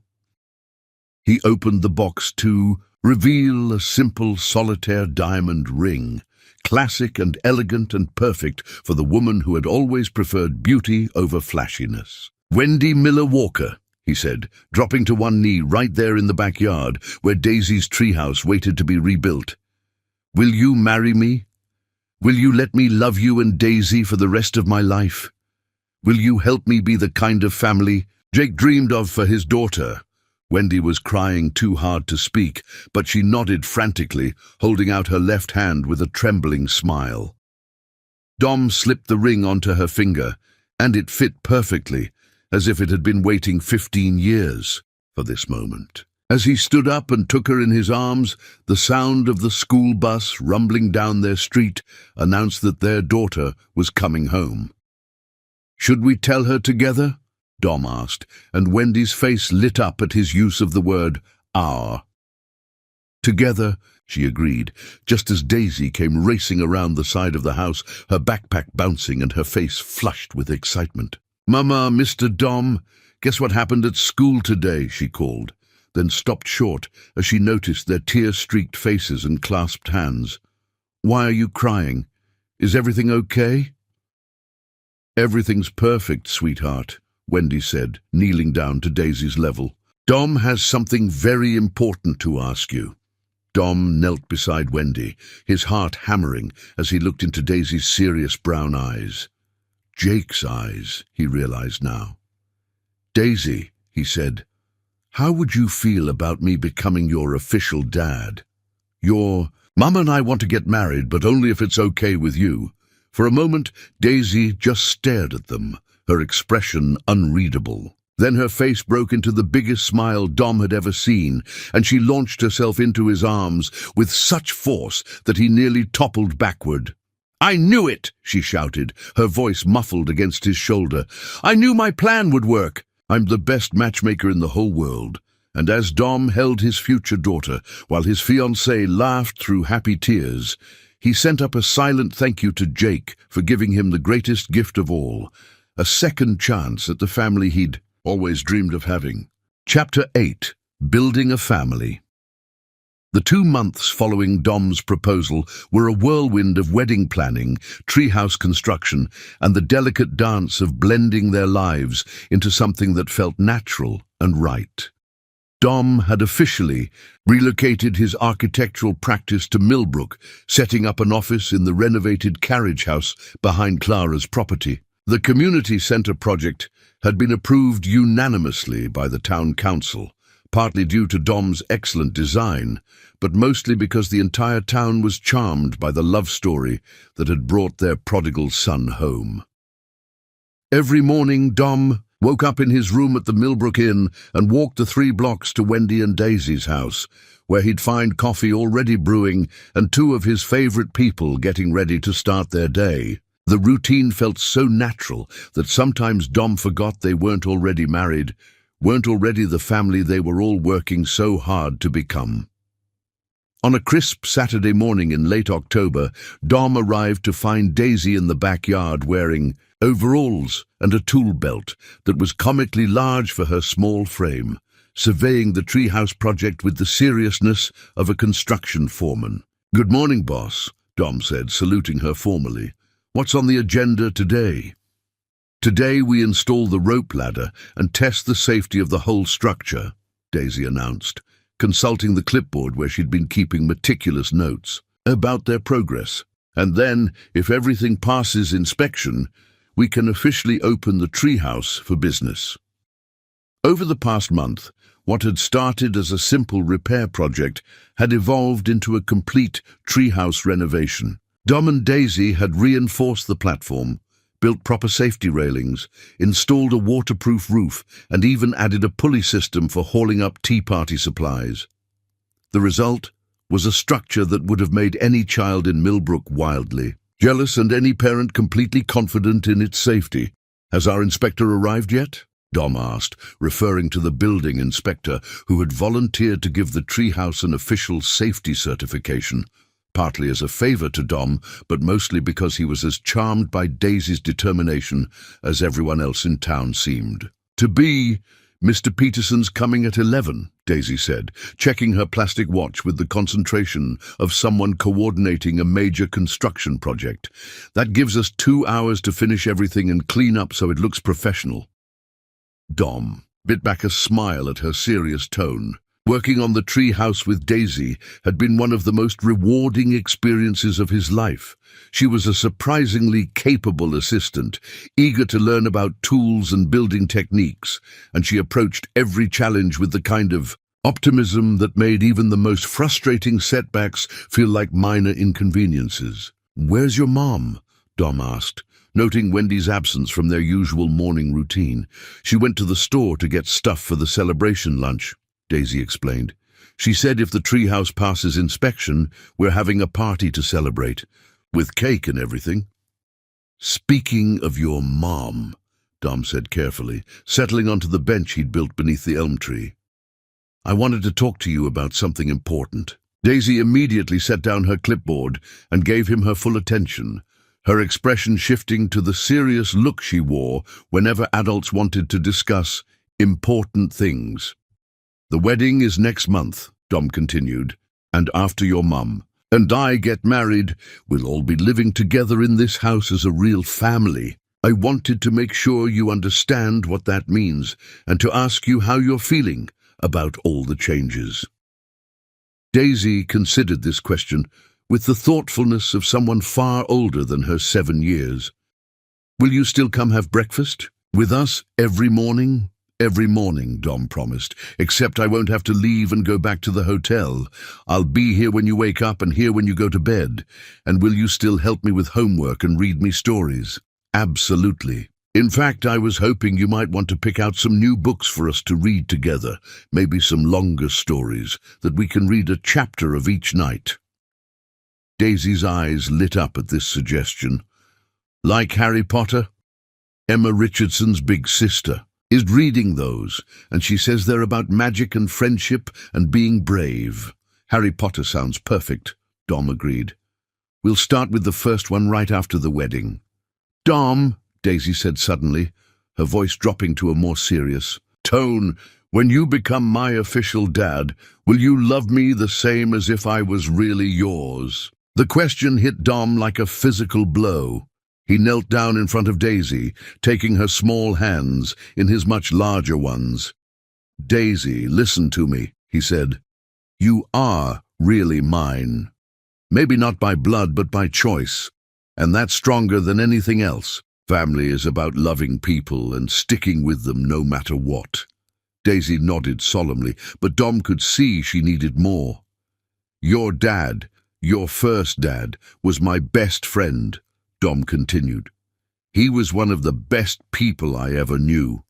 I'm proud. You're his daughter, but that doesn't make you any less my daughter too. My heart is big enough for both. So you'll love me and my daddy." "I'll love you both," Dom confirmed. And I'll make sure you always know stories about your daddy, and we'll visit him together, and you can talk to me about missing him anytime you want." Daisy threw her arms around Dom's neck in one of her enthusiastic hugs. "I love you, Dom, and I'm really glad you're going to be my dad. I love you too, sweetheart," Dom said, his voice thick with emotion, "more than you could possibly imagine." The treehouse passed inspection with flying colors, much to Daisy's delight and only slight surprise. She had approached the entire project with such methodical attention to safety that Mr. Peterson declared it the most structurally sound treehouse in the county and suggested that Dom consider a career in playground design if architecture ever got boring. The celebration lunch turned into an impromptu neighborhood gathering as word spread about the treehouse's completion. Ruby arrived with sandwiches from the diner. Mrs. Henderson brought homemade cookies, and half the families on Maple Street showed up with their children, all eager to see the marvel that Dom and Daisy had created. Dom stood in the backyard watching Daisy give guided tours of her treehouse to a group of admiring children, explaining the safety features and the pulley system with the pride of someone who had been intimately involved in every aspect of the construction. She was, Dom realized, a natural leader, confident without being bossy, inclusive without being pushy, and generous with credit for everyone who had helped with the project. "She's going to be an architect," Wendy said, appearing at his elbow, "with a plate of Ruby's famous apple pie.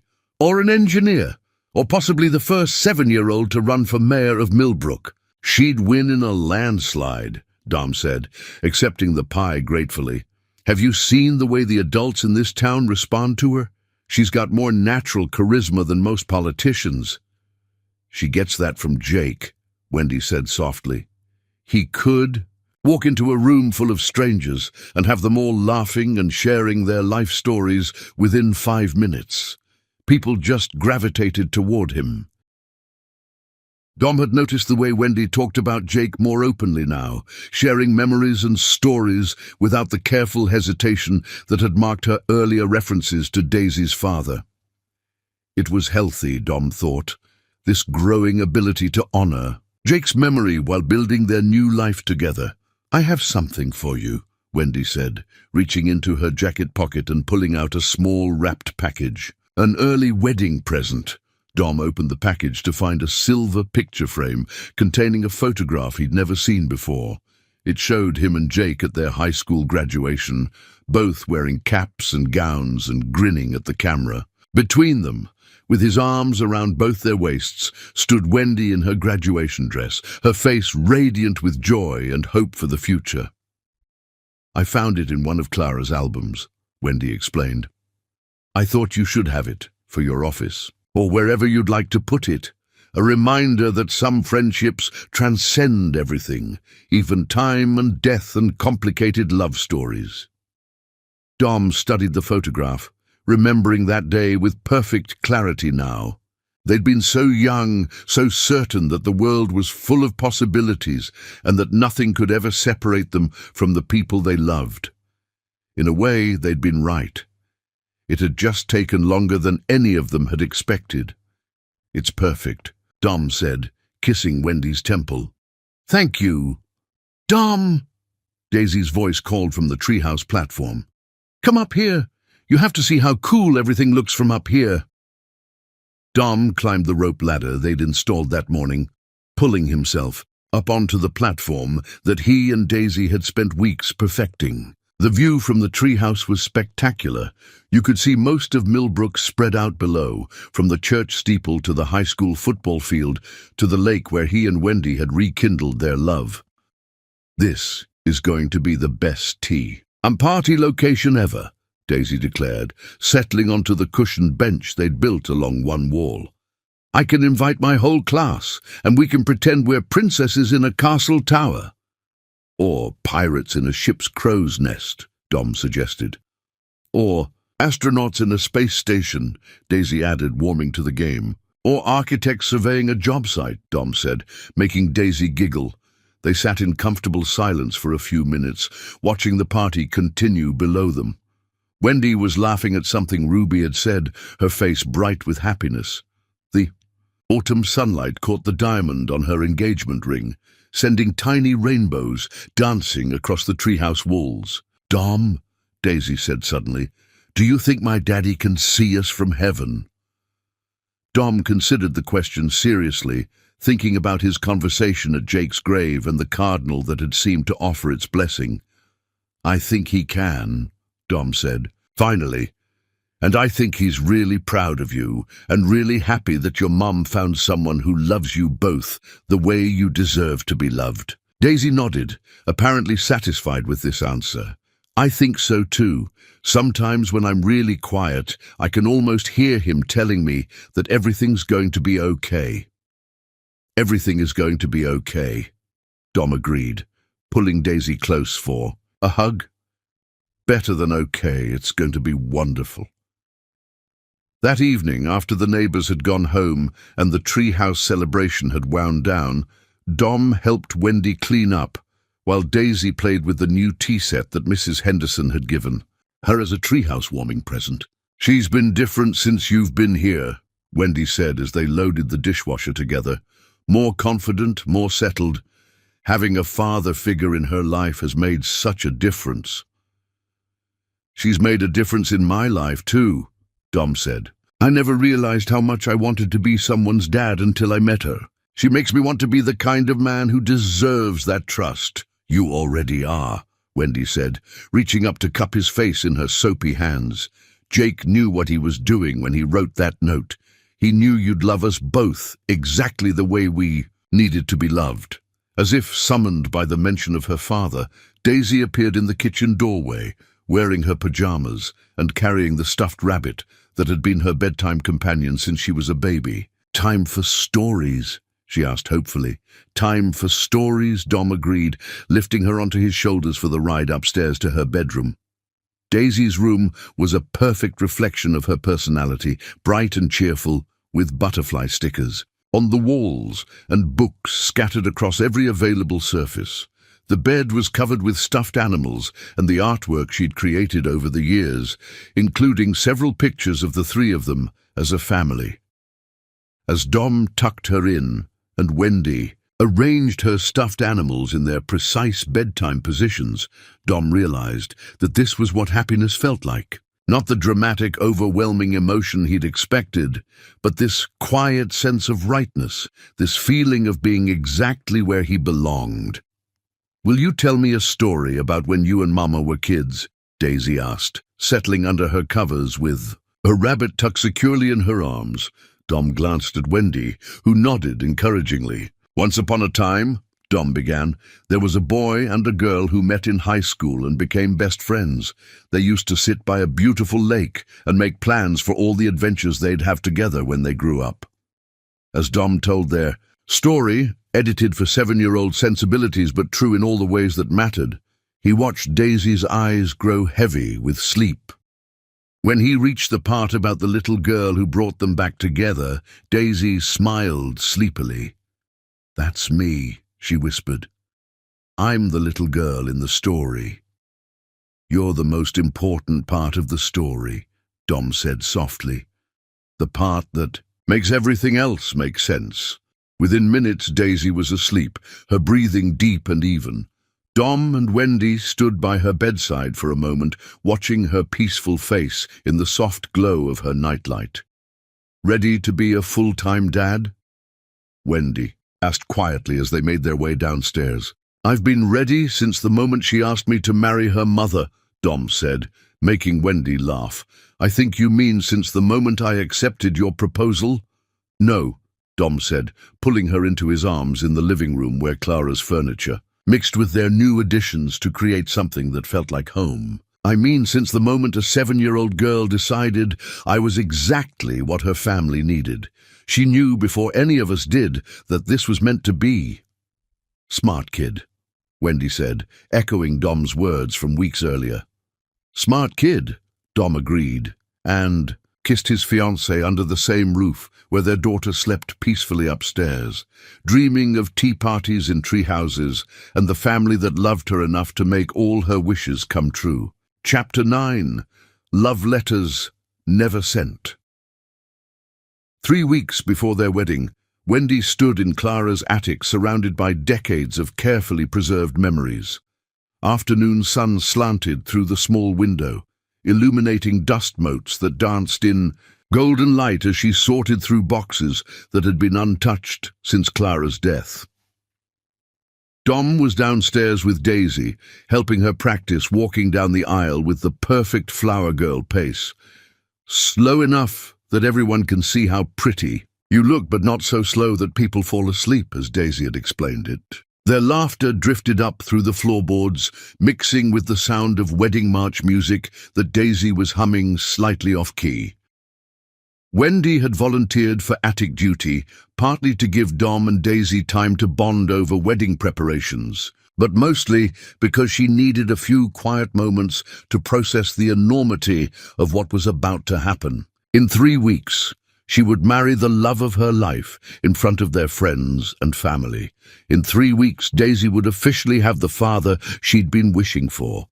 In 3 weeks, they would finally be the family that 15-year-old Wendy had dreamed about during those long summer nights by Miller's Lake.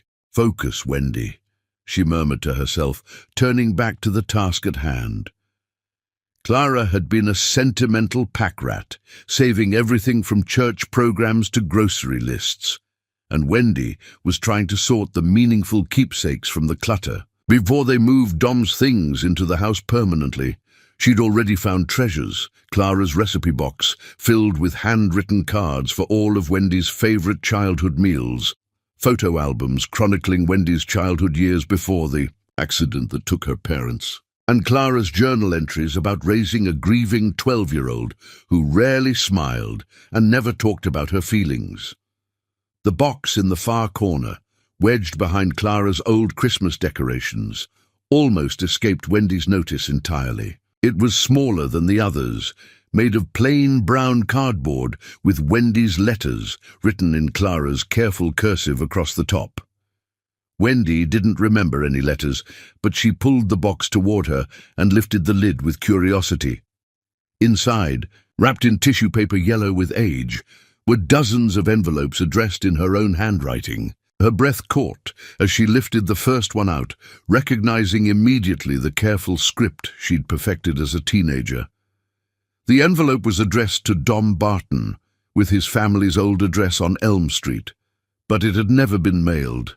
There was no postmark, no stamp, just her hopeful 17-year-old handwriting spelling out the name of the boy she'd loved and lost.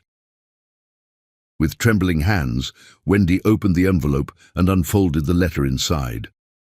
The paper was soft with age, and the ink had faded slightly, but her words were still clear. "Dear Dom, it's been 3 weeks since we left Millbrook, and I miss you so much it feels like there's a hole in my chest where my heart used to be.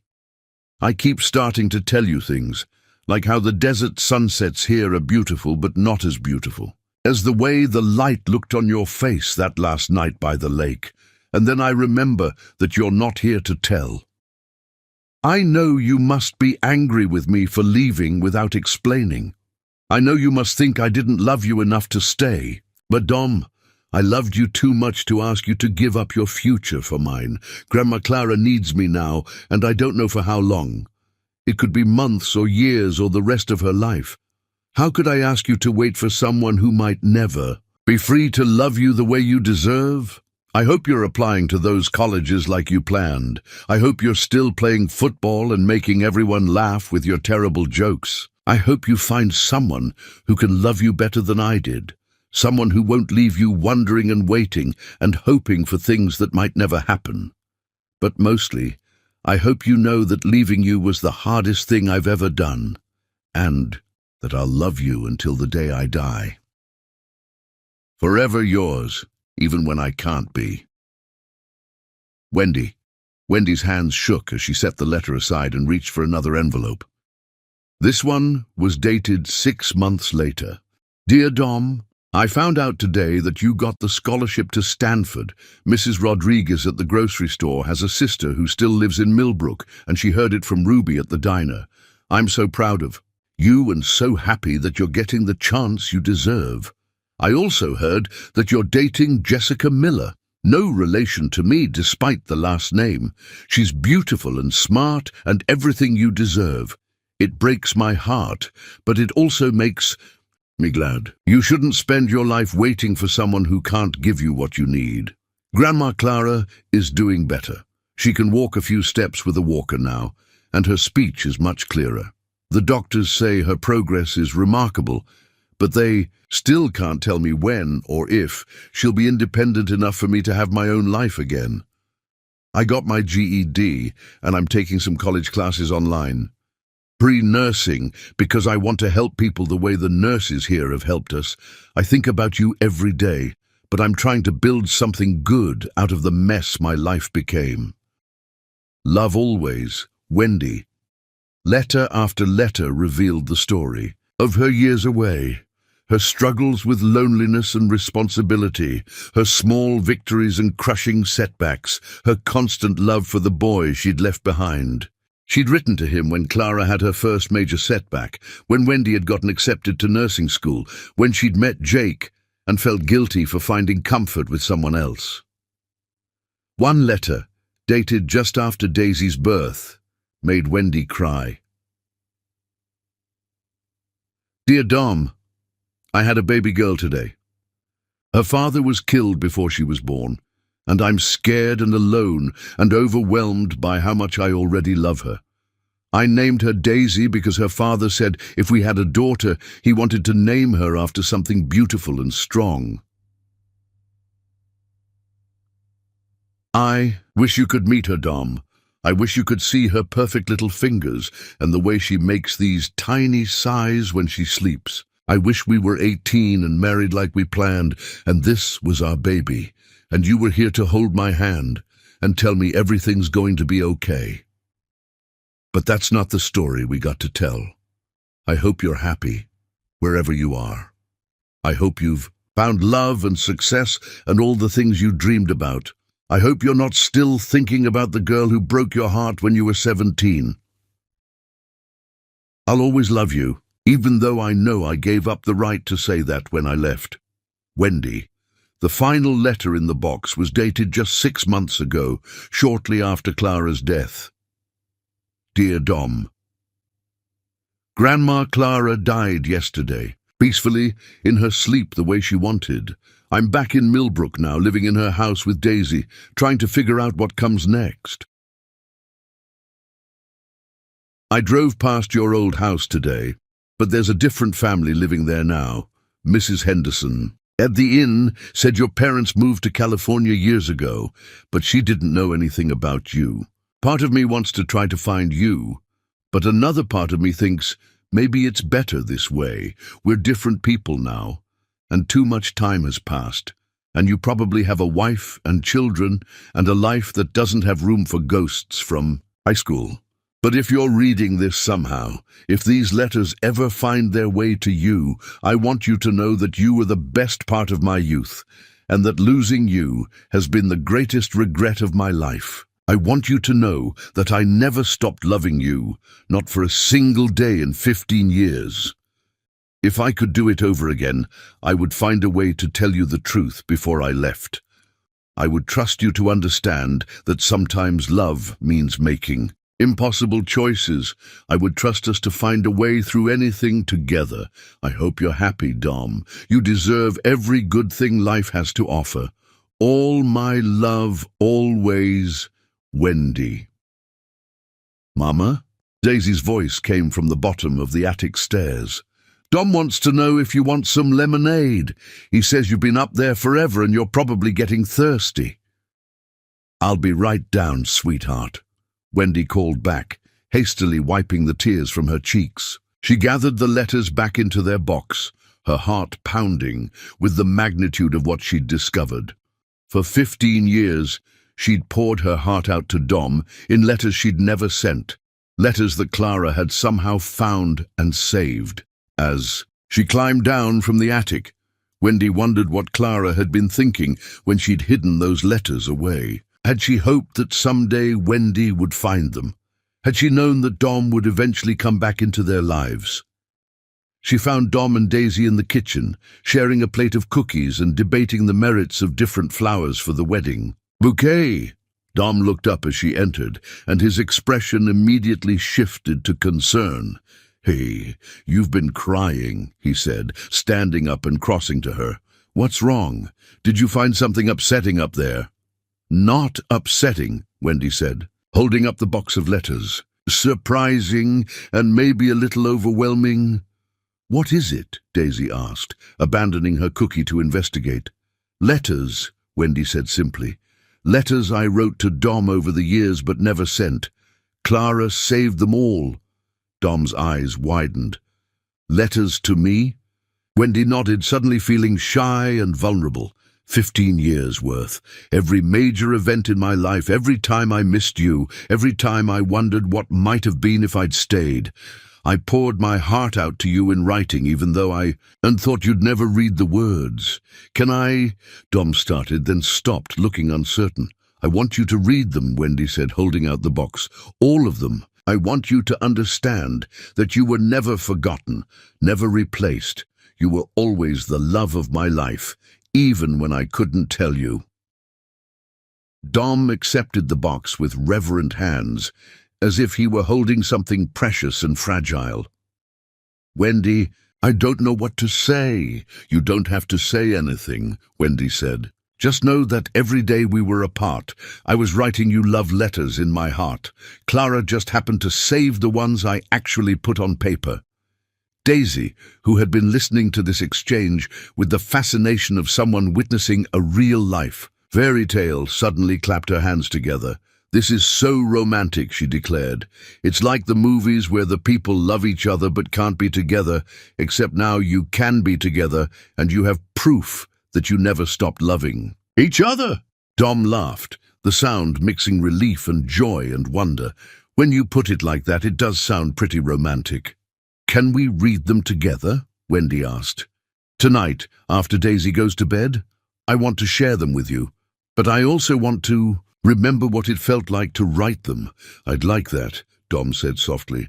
"I'd like that very much." That evening, after Daisy had been tucked in with extra bedtime stories to make up for the day's emotional revelations, Dom and Wendy curled up together on Clara's old sofa and read through 15 years of one-sided correspondence. With each letter, Dom understood more fully the depth of Wendy's sacrifice and the constancy of her love. With each letter, Wendy relived the journey that had brought her back to this moment, this man, this chance at the happiness she'd never stopped believing they deserved. "I wish I'd known," Dom said when they'd finished reading the final letter. "Not because it would have changed anything about the choices we had to make, but because it would have made the waiting easier, knowing that somewhere out there you were missing me as much as I was missing you." "Maybe that's why Clara saved them," Wendy said, settling more deeply into Dom's arms. "Maybe she knew that someday we'd need proof that real love doesn't just disappear, even when everything else falls apart." "Smart woman," Dom said, pressing a kiss to the top of Wendy's head. "The smartest," Wendy agreed. "She always said that the best love stories were the ones that took a lifetime to tell." As they sat together in the quiet house, surrounded by the evidence of a love that had survived 15 years of separation, Dom realized that their story was finally ready for its happy ending, and it was going to be even better than anything they'd dreamed when they were 17. Chapter 10. Coming Home. 3 weeks later, on a perfect May morning, Wendy stood in Clara's bedroom putting the finishing touches on her wedding dress. The ivory silk gown with delicate lace sleeves had belonged to Clara, altered to fit perfectly.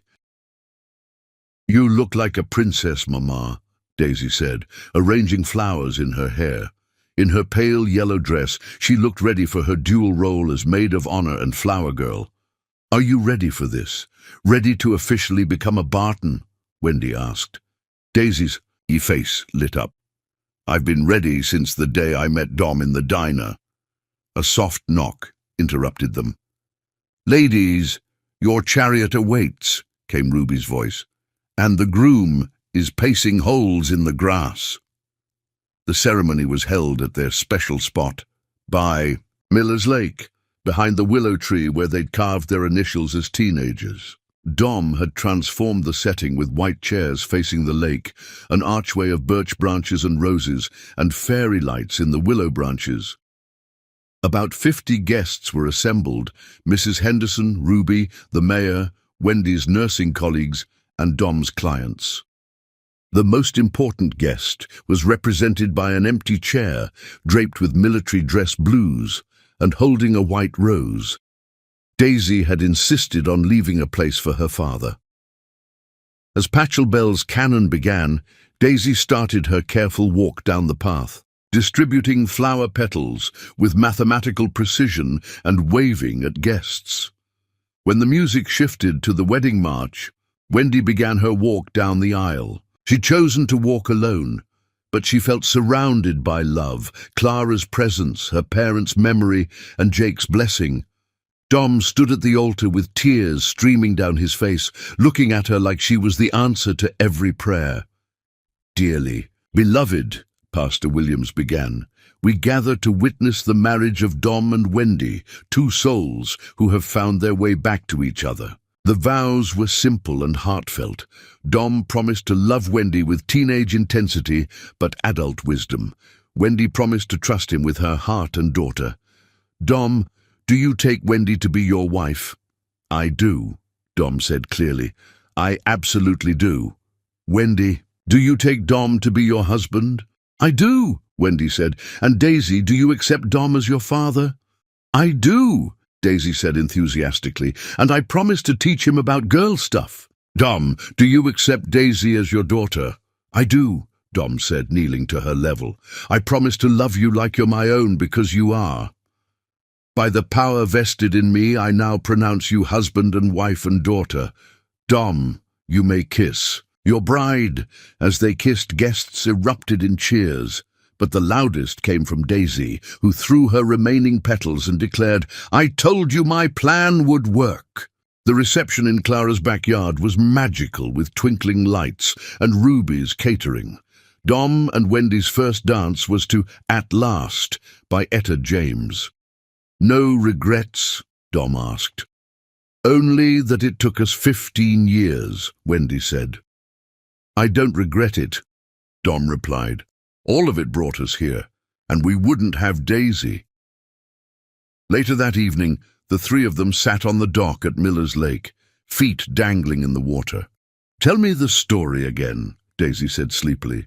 "Once upon a time," Dom began, "there was a boy and a girl who fell in love by this lake. They had to wait a very long time to keep their promises. But they never stopped loving each other," Daisy added. "Never," Wendy confirmed. "And then I came along and fixed everything," Daisy said. "You made everything make sense," Dom said. "You were the missing piece." As they watched stars reflect on the water, Wendy thought about their journey. It hadn't been the story she'd planned at 17. It had been harder, more complicated, but it had also been more beautiful than anything she could have dreamed. "I love you both," she said quietly. "More than all the stars in the sky." "More than all the fish in the lake," Daisy added. "More than all the love letters in the world," Dom said. As they made their way back to the house, their home, Wendy realized that some love stories really do have fairy tale endings. They just need a 7-year-old matchmaker to help them find their way to happily ever after. In the distance, a cardinal called from the willow tree. Dom squeezed Wendy's hand, both of them thinking of Jake, and knowing that somehow he was smiling. Down on the family he'd helped create through love that transcends everything.